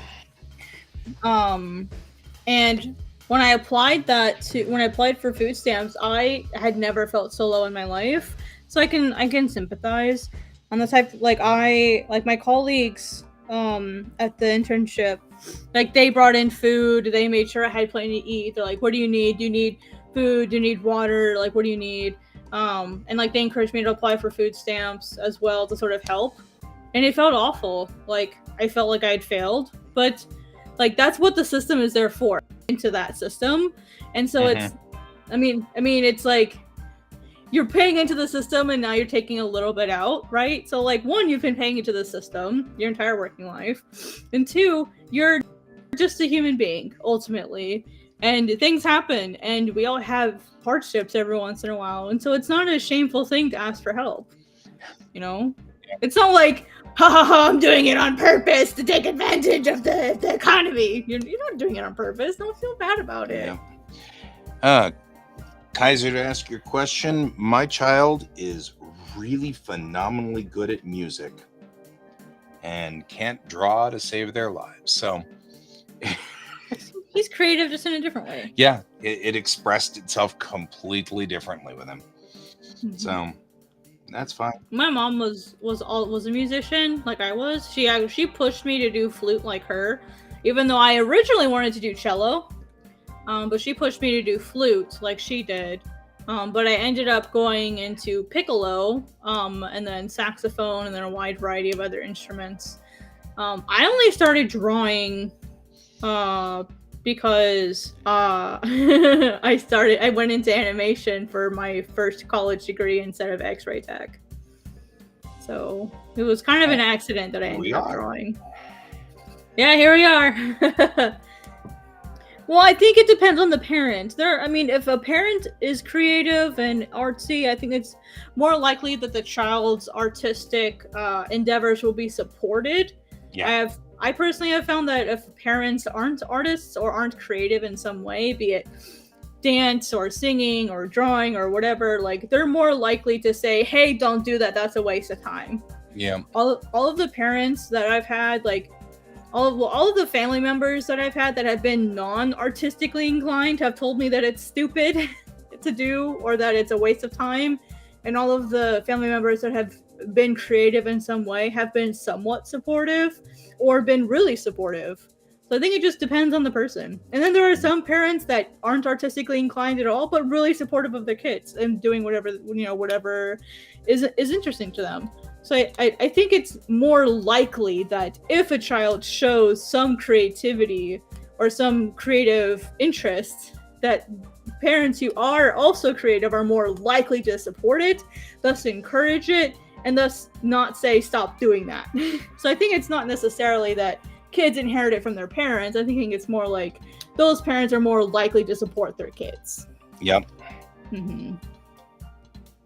Yeah, because like if your kid is artistically inclined, but you squash that talent like immediately when you see it, and you don't encourage them to grow, and you don't encourage them to keep working on it, it's not going to become a skill, right? Like Mozart was a child, right? But he had people who supported him in that endeavor. If he hadn't been supported, or if he didn't have the support system that he did, we may never know who he was. Yep. So you can have a knack or a talent for something, or an innate dormant ability, but if you don't practice it, or if you don't live in a space that encourages it, it'll never develop. And sometimes you have to be your own cheerleader. I definitely had to be my own cheerleader. Yeah. I wasn't encouraged to draw as a kid. At least not my mom, but she would take my stuff away from me and tell me to go study instead. That's why I started when I was much older. But see, art isn't about being good. Art's about having fun. That's literally the point. Like, if you're only doing art because you want to be good, that's a really bad reason to be doing art, personally. If you want, there's the idea of I need to be good so that I can have a living at this. But if you don't enjoy doing art for its own sake, you will never make it to the point where you can make money at it. Personally. I don't know if Guy thinks the same way, but... I do art because I have to. Mm-hmm. Otherwise, my soul starts to die. Yeah, it's kind of how I feel about it. It's I was always creative in some way. I did band. That was how I expressed my creativity, was through music. And through music was how I learned about storytelling, because my band director, I had the same band director for 7 years because he taught all of us. It was a really small school. My high school was 250 people. That's how small the school district was. and he taught band at all of the schools, and all of the bands like marching, jazz, concert band, symphonic band, um, competition band. Like he did all of it. Steel drum band, pet band, jazz band, marching band. He directed all of it, and he taught us. So like when we were preparing for a concert, right? When we got a new song or new set of songs, we would do a blind listen. So we'd have no sheet music in front of us. We would just listen, and he would tell us like, okay, like let's write about the feelings and the colors and like the scenes that you saw while you were listening, or while you listen. And then afterwards, we would talk about the composer's notes and the history of that song and blah blah blah. And then eventually, we would go measure by measure and create a whole story together with the music that we were playing. And so for me, that was sort of like my first introduction to storytelling, in addition to like my English classes and stuff. And so for me, like I really learned about pacing and timing through sound rather than through like animation, right? And so then when I started studying animation, I already understood pacing. I already understood the idea of ebb and flow and fast moments and slow moments. I already understood that. And so I think that helped a lot when I was starting to do like visual narrative storytelling. And I learned that when I changed from my animation degree to my illustration degree, there were a lot of illustration students that just didn't get it. They didn't get it, which was weird. Yeah. Well, see, and that's cool, Kaiser. Like, if that's what you want to get out of it, there's nothing wrong. There's nothing wrong with that at all. Like, if you want to like express something and share like an emotional experience with people, that's a completely valid and common reason people do artwork. Mm-hmm. Mm-hmm. I mean, so I also believe that often art is about telling a story to make people think. I'm a Trekkie. I will always be a Trekkie. I'm a Star Trek fan all the way down to the core of my being. And Star Trek has always been talking about our situation, our condition, all of the things, the human condition. And it goes and it talks about that routinely. Let's go this way. And I feel like that's definitely something that is a driving force for me. I want to make sure that my artwork has a message, and I need it to have a message. And so routinely I make my artwork have a message. Mm-hmm. And really, go ahead, finish your thought. Sorry. I was just saying my comics have a message. Mm-hmm. I was going to say a really good example of art getting reactions out of people. Guy, do you remember the show Bud Shark and His Incredible Ink? Yes. Yeah, okay, so for you guys who don't know, there's this guy who, at the time, I forget what year, well, I want to say it was 2012, 2011, I think, because I'm pretty sure I was studying animation at the time that it happened. This guy called Bud, like, he has this traveling show, and at the time it was called Bud Shark and His Incredible Ink, and he had a lot of commentary artwork, like political commentary work, and one of his pieces, I'm going to try to say this as YouTube friendly as possible. One of his pieces was Jesus doing a adult act on the Pope. Let's put it that way. On his knees. Let's put it that way. And this lady from Montana was so upset about this artwork that she drove from Montana to the gallery in town, in Colorado, where I lived, not where Guy lived, where I lived in northern Colorado, went in, like, broke the glass and tried to destroy the artwork. Because she was so upset about it. How dare you, God, Jesus, doing that? And it's like, that's successful artwork. That gave her such an emotional reaction that it made her physically drive like 1,000 miles to take care of this. to do this thing. And like that's what art does. That's what art should do. Like jokes on her, it was a copy, so she didn't. Right. So it didn't do anything to stop him. But but that was the point, was to make a comment, on like the Catholic Church. That was the point.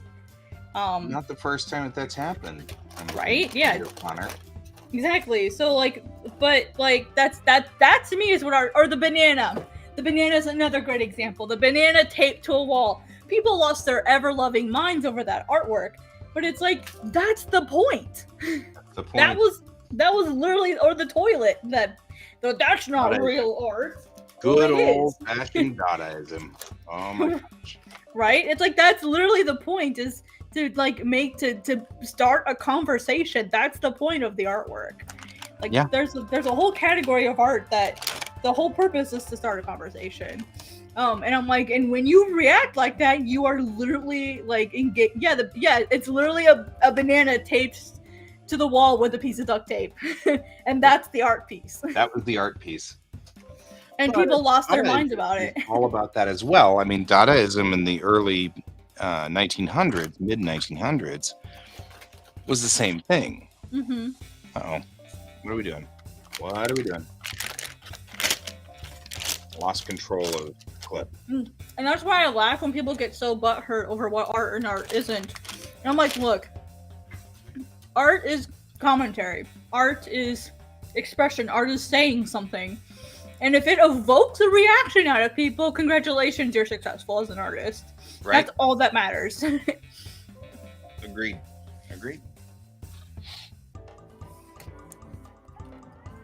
But yeah, this lady drove like hundreds of miles just to destroy an artwork because she was so offended by it. When she literally, and by doing that, she literally like made Bud Ink's point. Yep. So it's crazy to me that people act that way. I'm just gonna put some background in here just so that we kind of.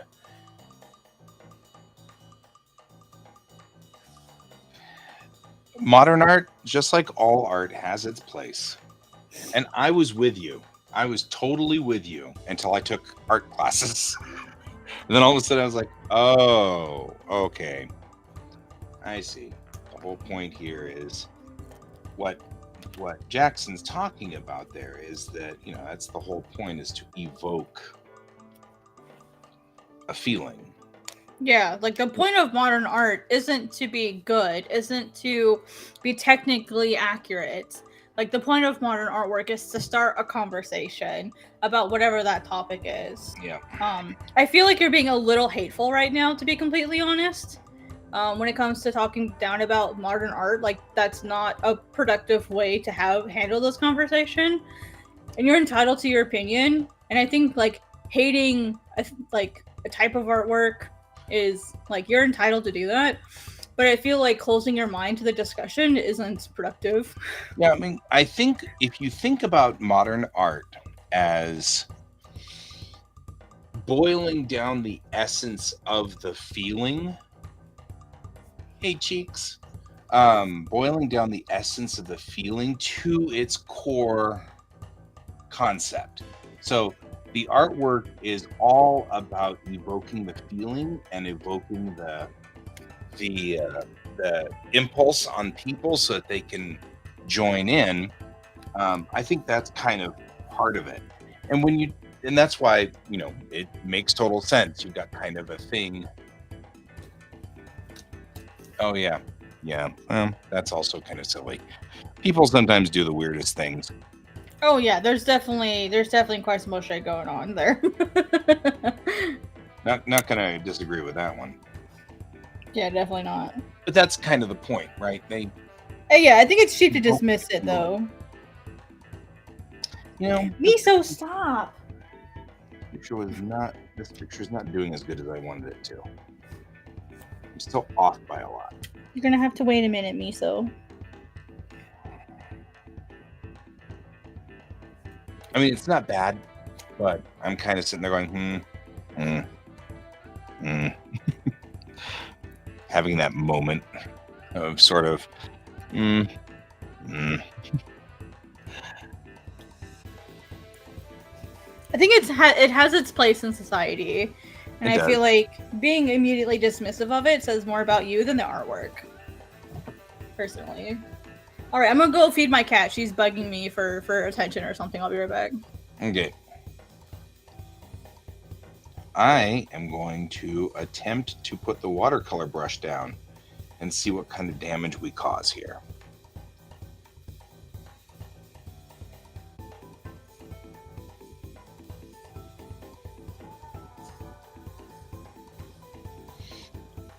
Just kind of laying down some of this watercolor here.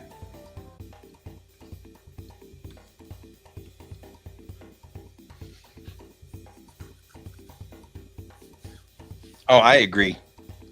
It's a good artist too. Okay, I'm going to take my watercolor brush and just kind of go in here. And we're just going to wash the watercolor here.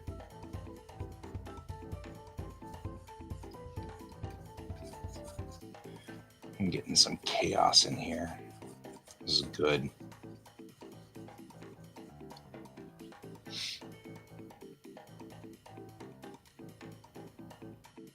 There you go.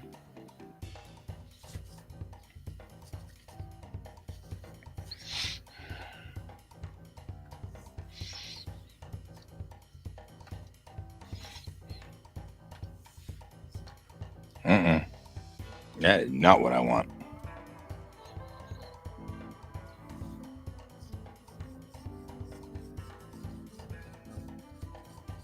I'm gonna bleed it out a little over here. Just kind of bleed through here. By the way, tonight's piece that I've been working on is an exercise. This is just me exercising, practicing, and I didn't quite hit what I was looking for on my eyeballing the landmarks on the face. So I didn't hit the landmarks like I wanted to. Mork from Orc was inspired by Star Wars.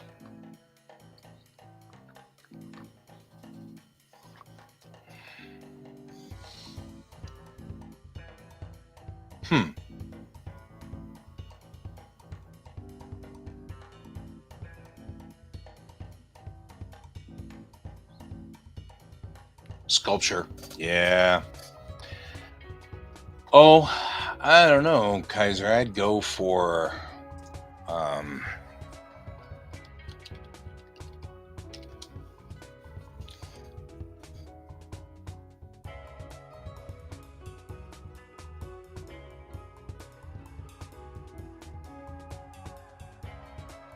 I guess that would work.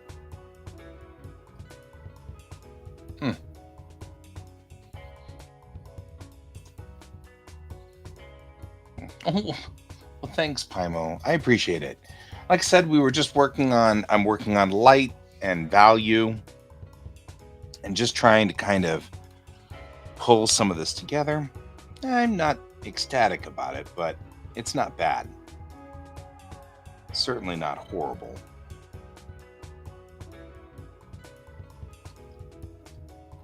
Just kind of, like I said, pulling the light and the values from the light.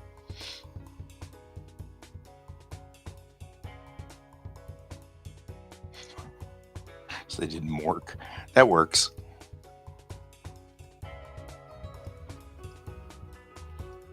There we go. Kind of go around here, and then I'll go up onto this level here and do this. I'm getting quite a bit of color down here from this.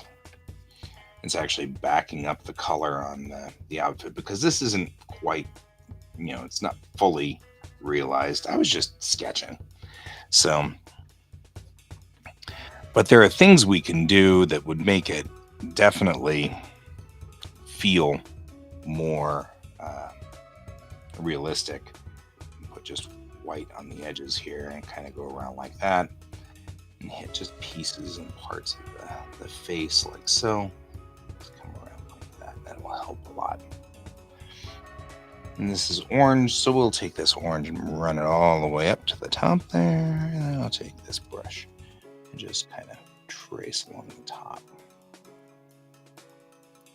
And that will help a lot on the feeling of whether this is not ephemeral, but actually has some reality to it.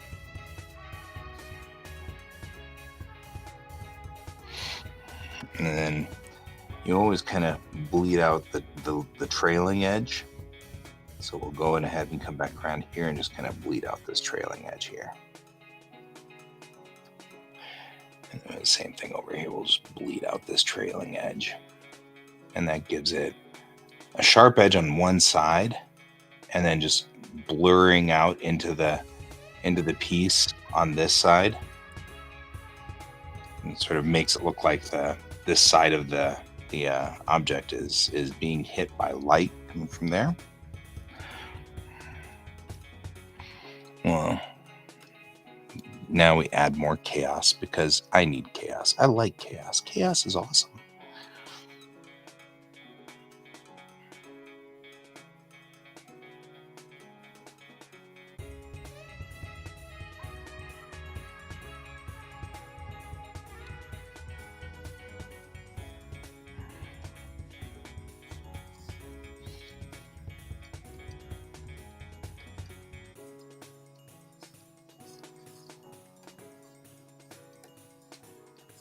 Just kind of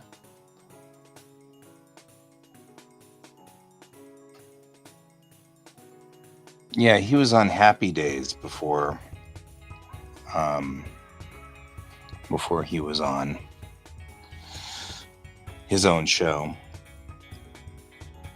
My mom worked with him a little bit, Robin Williams, because they shot a lot of the stuff here because the show took place in Boulder. And so they would shoot anything live, which had to be shot here. That's throwing sparks. That's not what we want. Maybe. No, that doesn't work either. I have kind of a better.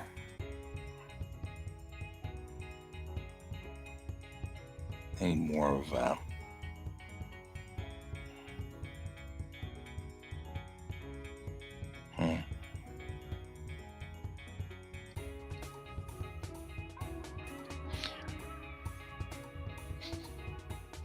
You can hate chaos, but I love it. Chaos makes everything so much better. It ups the level on things. And, everybody has an opinion, and that's okay.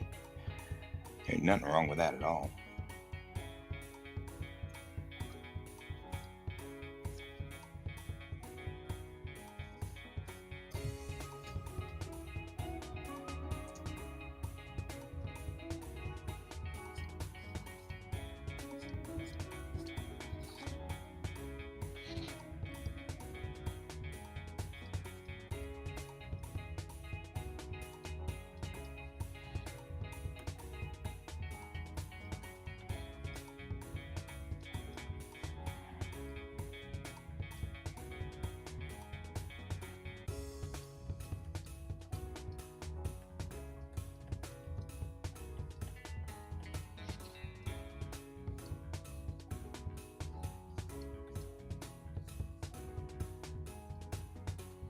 I miss Robin Williams too. He's a good guy.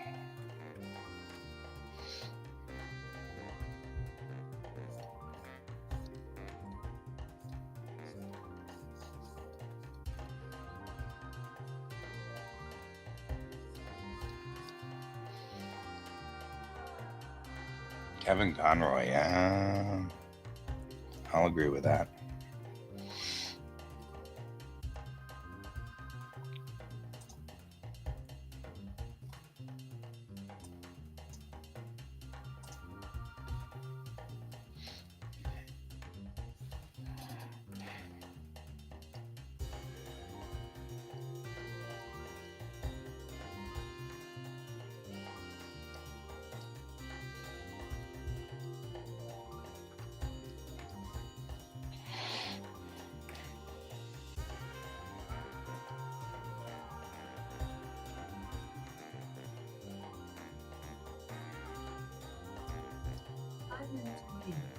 Only 5 minutes left. Only 5 minutes. Only 5 minutes left. We are almost at the end. Front row. Finish what you're doing. Please. It's only midnight. It's only almost midnight over here. I'm just getting started. Right?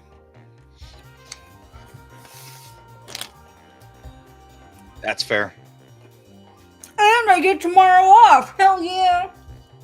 I don't. I got to go to class. Yeah.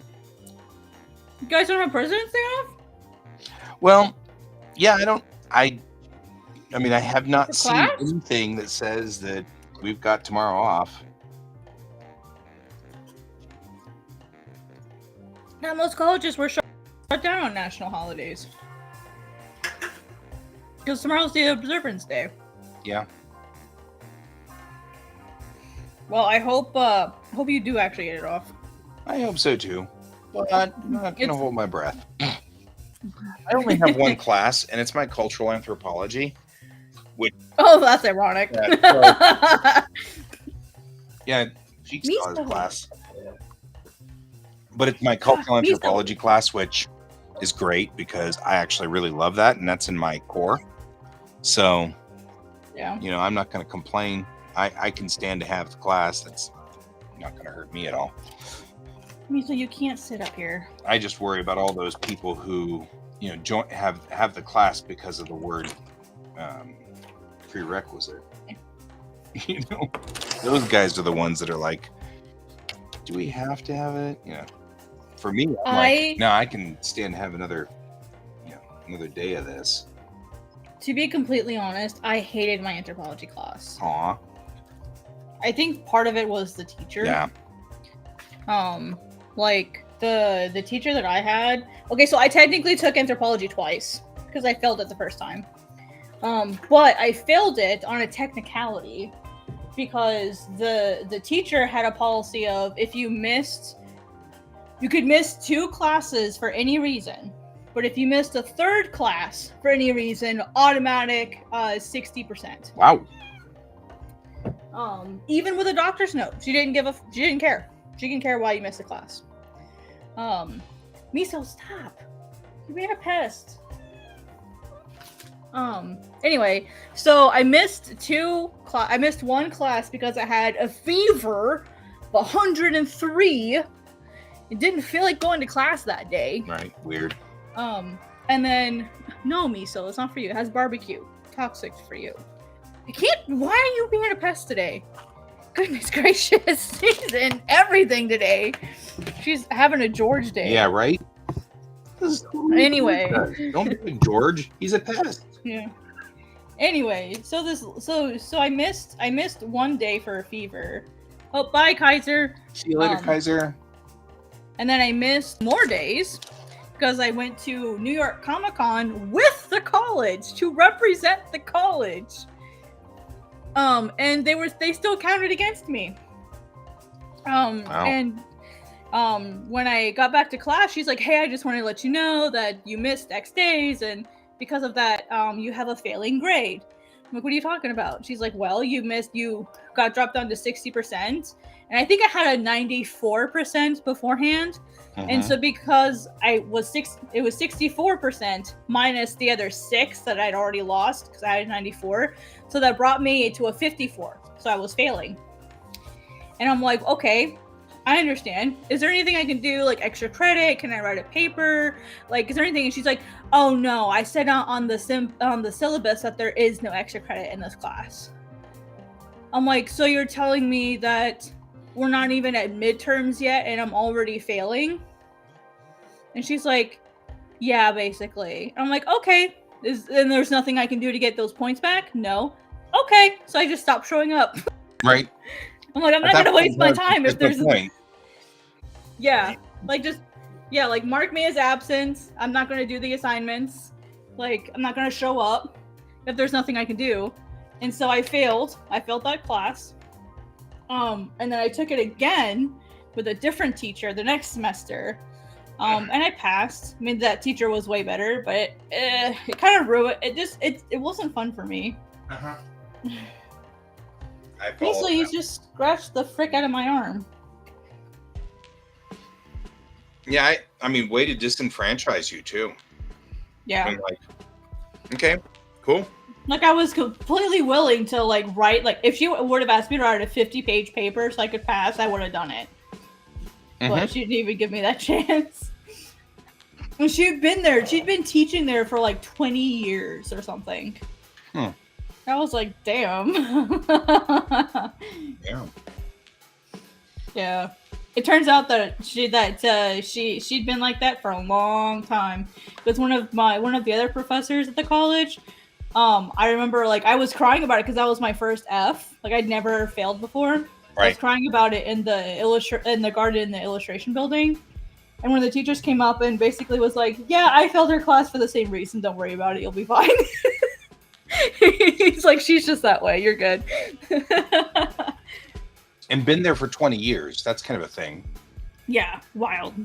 Yeah. Anyway, I won't keep you too long because you have class tomorrow. I got class tomorrow. But it's my like I said, it's my cultural anthropology. So it'll be fun for you. Which is my major. So yeah, that's your thing. And I'm absolutely fascinated with everything that I have been learning in this class. That's awesome. That's good. I mean, yeah, I think if it were taught in the right way with the right person, it could be fun. And I like studying other cultures. Yeah. I just don't like. I think it was just her approach that I didn't like. Oh, I'm sure. Mm-hmm. I'm sure. And it's anyway, totally fine. Yeah, I know. I was like, somebody's got the police going out there. I was like, I feel bad about like dissing your major. Sorry, it wasn't your major. It was just it was just a lady. It was just a teacher. Oh yeah, no, I know. Well, and it's like everything. If we all liked the same things, nothing would ever get done except one thing.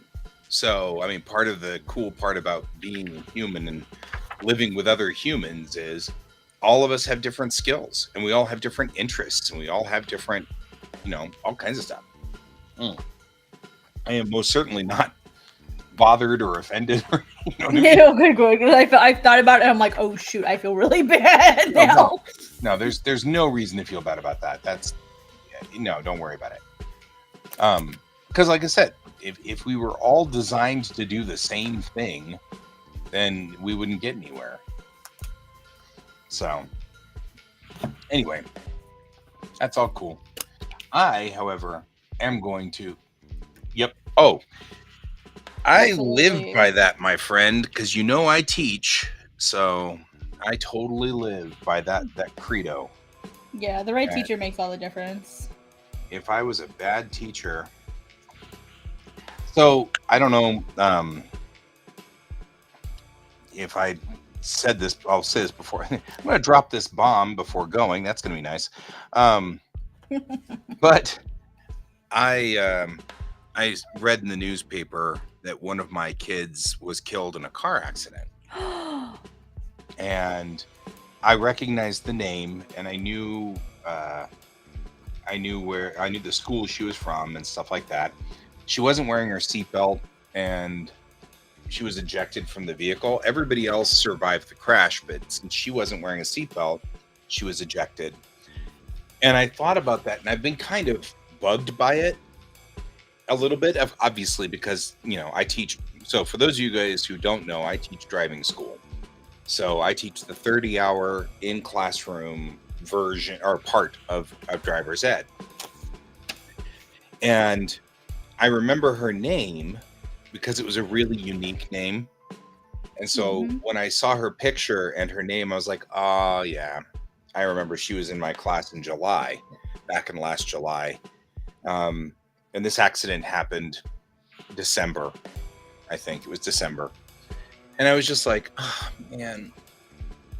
But it was apparently she didn't know the driver very well because it was one of those, they were coming back from a party and she didn't want to drive, or she couldn't drive or whatever. So she opted to just pile into this other car with these other people.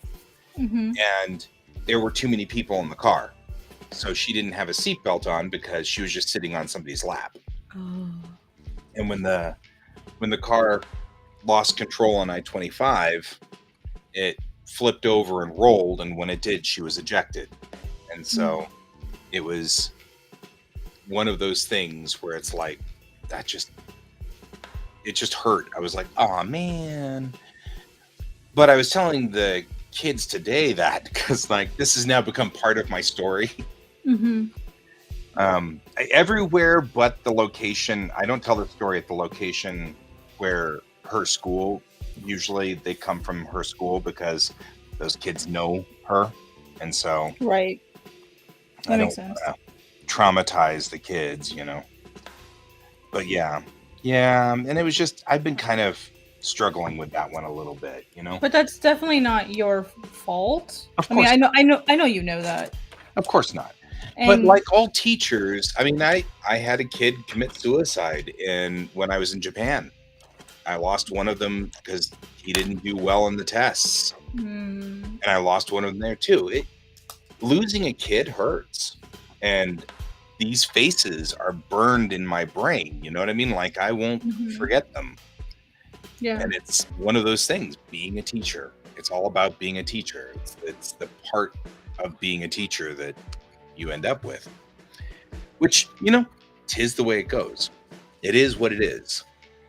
And no, I don't, I guess, does it make sense to say I don't take it personally?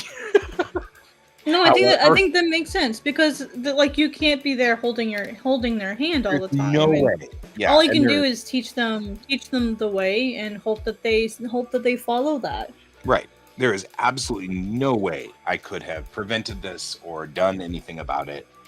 There's absolutely no way, and I know it, and I know that's the but deal. it still hurts, and it does hurt, and it was not what I expected to find when I went hunting out on the internet that one night, because I was looking for, we show a movie, and the movie is, it's one of the ones where it's, you want to you're sort of scaring the kids straight sort of movie.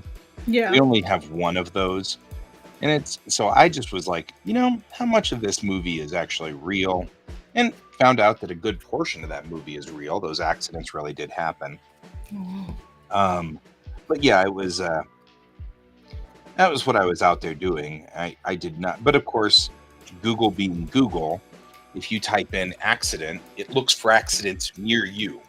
That are recent. Looking for the accidents all over the world. It started concentrating on Denver, in the Denver metro area, and that's when it pulled that up. And I was like, oh man, it's just like, that wasn't what I was out here for. Not what I was trying to do here.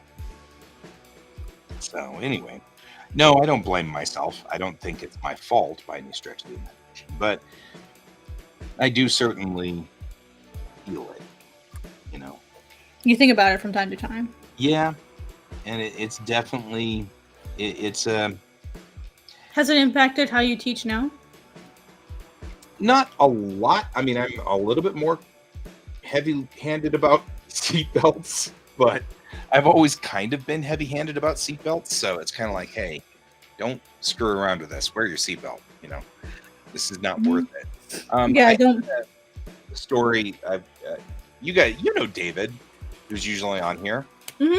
David was an EMT, and that's what he was doing for a while, and he went out on a rollover, and I guess what had happened was the kids in the back seat had unbuckled, and the mom started yelling at them, and she unbuckled to yell at them, and the dad started yelling at them, and then the dad lost control of the vehicle, and the vehicle rolled. And I always tell the story because it killed, of course, it ejected the children, it ejected the mom and killed them. The dad was fine, absolutely fine. And it took them, because it was out in Sterling, it took them 34 minutes to get out there. Yeah, to get there. Oh, I'm sure, Donald, I hate to say this, but I'm sure I've lost more. We lose a lot of kids at varsity games, and we lose a lot of kids at homecoming. I'm sure there's more. I haven't seen them. This is the first one that I've seen. But anyway, yeah, he rolled out on there, and he said, I could handle the kids. It was horrible. It was terrible, but we're trained for that. I couldn't deal with the dad. because he was fine. He was absolutely okay. And he'd wiped out his entire family. And he's like, that was it. And he quit. He quit that day. That was the day he walked away. I can't even imagine. That's gotta be rough. Yeah, so I usually tell the kids that story because it's more impactful. And it does speak to a couple of different things, keeping control of your vehicle, not getting involved in whatever's going on in the backseat of your car. And if something is happening, pull over, stop the vehicle, speaks to a lot of things that, I want the kids to kind of pay attention to. But yeah, this one just hurt because she's a kid that I remember. And, I don't remember all of them. I get a new set of kids every week. So I don't remember all of them. And so it was just rough. It was just a particularly rough one. And Donald's right. It is because I care. That's actually one of the questions on the little student questionnaire. They're like, do you think that your teacher cares? And everybody all the way across the board says that, they felt that I cared for their well-being. I was interested in them learning, to drive and drive safely. And they felt very much that it was something I was, invested in. So, which is good. I do care. These kids, they are, they're kind of, they're special. Every kid's special, obviously, but it's gotten a little bit weirder now because my kid's 14. So I'm kind of empathizing more with the kids, please guys, don't die. All of you guys, don't die. Just don't, So anyway, that's a depressing note to leave the show on. I don't necessarily think it's depressing. I think it's more insightful to the idea that when you have a community, you're you feel some responsibility for them. I feel the same with global comics. When I see creators that aren't doing well, when they speak about it online, I'm not getting the engagement that I want, I'm not getting the views that I want, people don't like my artwork, I want to give up, I want to quit. That hurts. Yeah. It's not the same type of hurt, no, but it feels sense. Like you care. Yeah, it feels like you've failed them in some way. Yeah. At least that's the feeling that I get. Is I feel like I've failed them in some way to help them grow and get the views that they want. And it's hard to not take that personal some degree, right? Or to feel some form of responsibility for it, at least initially. So yeah, I definitely understand. I can empathize with how you're feeling there. And there, let's do this. Even though I know it's your icon, I'm not broadcasting anymore, so I kind of feel like it's a little awkward for a big me head, So that seems weird. So I'm gonna go with this one here, which is much better. Yeah, and I agree. It's all about caring. It's what Donald's talking about. It's all about caring. Yeah. It's not just that I'm not in this job because it's a job. Yeah, it's nice to be getting a paycheck. It's nice to be getting money because obviously I like eating. However, but on the flip side, I was just saying this today to the gal who works the office at the location I was at today. I went to work today, and it's like, I enjoy this job. I really do. I know I'm making a difference. These kids are gonna. Yeah. These kids are going to be doing well because of me, hopefully. But I'm making a difference in their lives. And that really does mean something to me. Yeah. It's nice to know. It's nice to know. It's good to make a difference in people's lives. So. Miso's just being a pest. Miso's live tonight. You're like, pick me up. No, put me down. Pick me up. No, put me down. No, pick me up again. No, I want your lap this time. Right? You're like, Miso, really? Really? Yeah, she's just in the mood, and it's fine. You're right. ended up putting a blanket on the desk so that she has her own space and I have mine. That way she can be next to me and not in my lap. Yeah, my roommate has got a little heating pad Yep. and put it on the chair so that George will sit in the chair because he actually really wants George to hang out with him. And George, the thing about George is that he's still very young. Yeah. So George isn't really hot on the lounging all day thing yet. He hasn't gotten to that stage of catnip.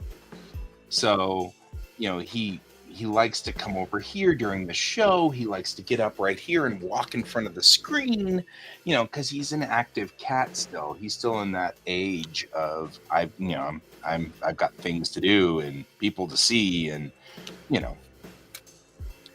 So that's cool, and I think that's funny that James wants to do that. That cracks me up. It's So horrible. anyway, it's just one of those things. He wants George to hang out with him during the day because James works from home, so he's here all day, even when I'm at school or whatever. And George is like, well, I don't know what to do now because I went to school, so I'm going to pester somebody. Cracks me up every time. Like, really? This is your battle plan? Yeah. Anyway, Really, so bro? tomorrow morning I'm going to try another run on this drawing that I just did.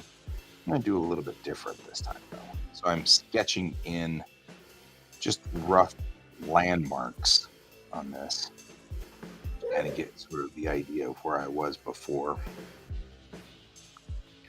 But since I don't go to class until 1, I'm going to be online tomorrow morning. Nice. So you may actually be joining me, but you'll be working, so you won't join. But you might actually be out there in the ether. I'll be working on manga for sure. Yeah, because I have tomorrow off. That's right. You have tomorrow off. You don't have to be here, though. So I don't want you to feel obligated to be here. Well, I'll be working on manga anyway. Because it's a day off and I don't get like a ton of them because I'm terrible about asking for days off. Yeah. My boss was like, "You need to ask for more days off," and I'm like, "Okay," and then I forget. Yeah, I hear that. So that was actually part of his review for me. He's like, "You didn't ask for enough time off." Right. Just funny, ironic. That was actually, I got my review too, and that was one of the things they talked about on my review. And that was, they were like, the kids love you. Everything is great. No, there's nothing wrong. We love you know your Colorado law really well, things like that. But could you do better on your paperwork? Oh, I remember you talking about the paperwork. Yeah. Yeah, it's always the paperwork too. It's always the paperwork. What that reminds me of is Roz from Monsters Inc. She's always complaining about Mike Wazowski and his paperwork. Yes. That's what that reminds me of. Because it's like, I do a good job. The kids obviously enjoy my classes. I've gotten now a white wig. I'm all proud of my white wig. Because I go through this entire section where I talk about cars and how the weather and everything affects the vehicles. And I was like, don't let Isaac Newton drive your car for multiple reasons, not the least of which is he does not have a valid Colorado driver's license. And so, that's always like my ongoing joke. So now I've got a white wig so that it can actually be like I put the wig on so I look like Isaac Newton. And I'm like, don't let Isaac Newton drive your car. Cracks me up. Funny. And as soon as I said that, my boss was like, see, this is why we like having you here in this company. I'm like, I have no shame. I have zero shame. Like, don't even worry about it. I got no shame whatsoever. I'll get up there in front of all that class with a white wig on. And I did it too the first time, and I had like this squad of girls in the middle of the class, and they just busted out laughing. They would, because they had already been like, he tells weird jokes, so they were kind of like not sure. Yeah. But then I pulled out the wig and they were like, that's it. We know we like this guy. We're in. It was fine. I remember when I the very first class I had with Gary Barker, my like home quote quote homeroom illustration teacher. Uh-huh. He's like in Garfield for like 30 years. The very first period that I had with him, like I sat in the front, and then when he walked in, I was like, nope. Something about him like was intimidating to me, and it was just me. But like I went to the back as soon as like I picked up my stuff, went and walked all the way to the back, and just sat in the back. Like I've been set up and ready to go, but as soon as he walked in, I moved to the back, and I'm like, nope, I'm missing the back. That's funny. And I feel bad. I'm like, I hope he didn't feel bad that I moved. Well, and he ended up being my favorite teacher.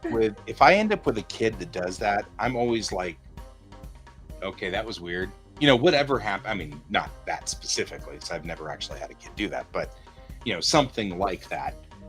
I don't know if I would assume you didn't like me. I would assume something else. I don't know. I don't think I'd assume that you were, you know, oh, I don't like this guy. Yeah, he ended up being my favorite teacher. Yeah. Which is funny. Miso, what is it, Miso? You just want to cuddle? Yeah. Yep, you're gonna lay on my arm so that I can't draw. Right? Mm-hmm. That's the way it goes. Yep. Yep. That's why I want to get a desk that has the left side, like where you can put all the stuff. Because right now, like the desk is, like it has the hole where the chair goes on the left side, so that way the right side is where all that stuff goes. So Miso sits over there, but then when she sits over there, she leans on my arm, and she's leaning on my drawing arm. Oh yeah, that's not good. So when I end up moving to my new apartment, whenever that is, wherever that is, I have to get a desk because I don't have a desk. I don't own one. Yeah. Well, I'm gonna get one that is on the other side, a left-handed person's desk, basically, I might just get like a cheap table because I don't need a fancy desk. Just get a cheap table and set myself up on the other side. That works. I can see that. Yeah, that way she can have my left arm and I can still keep working with my right arm. Or I can just learn to be left-handed. Right. I'll just keep working with my left hand. That's what's going to happen. Yep. I'm real quickly just putting in colors and stuff like that before we go. You're good. I'm just doodling. Yeah, because tomorrow I'm going to try this one more time. Because I think I can do better. I don't think it was bad. I just think I can do better. It was the first draft. Yeah. Miso. What you looking at me like that for? She's like, how dare you move? I am offended. Alrighty. Just going in here and just kind of making sure I've gotten pretty much all the colors off of here. Make sure that I've got that straightened out. There we go. That should be a much better start tomorrow. We'll get that going. Hoping for it anyway.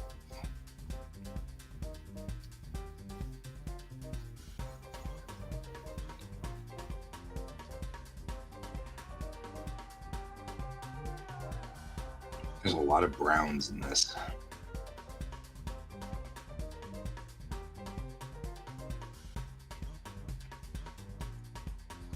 There we go. Alrighty.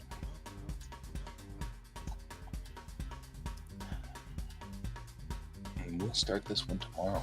All right, I'm gonna go to bed though because it's 11:24. And I'll see you later, Donald. Hope you have a lovely evening. And we will see you later on. I want to thank, by the way, we've had a lot of people on tonight. We had the Kaiser on here and Cheeks is on here, which I really appreciate you guys being here. And we had Pymo for a little bit and just dropped in to say a couple of things. And that was cool too. We had Thomas in here for a bit. Wanted to say hi to that. And Stealth Leos, which is kind of cool. We had a very lively discussion going on. It was actually pretty cool. Brad was here a little earlier. We've got, let's see, I'm just going back through the thing. just seeing what's on here. And we, of course, we had Brent in the beginning. We had Chaco for a couple of times, but then they dropped off somewhere along the line. That's what I was rolling back on to see, because that was a big, lively discussion at the very top of the show. Either way, I really appreciate all of you guys being here today. I hope you had a wonderful time. I hope you were very productive. I hope you got a lot of work done.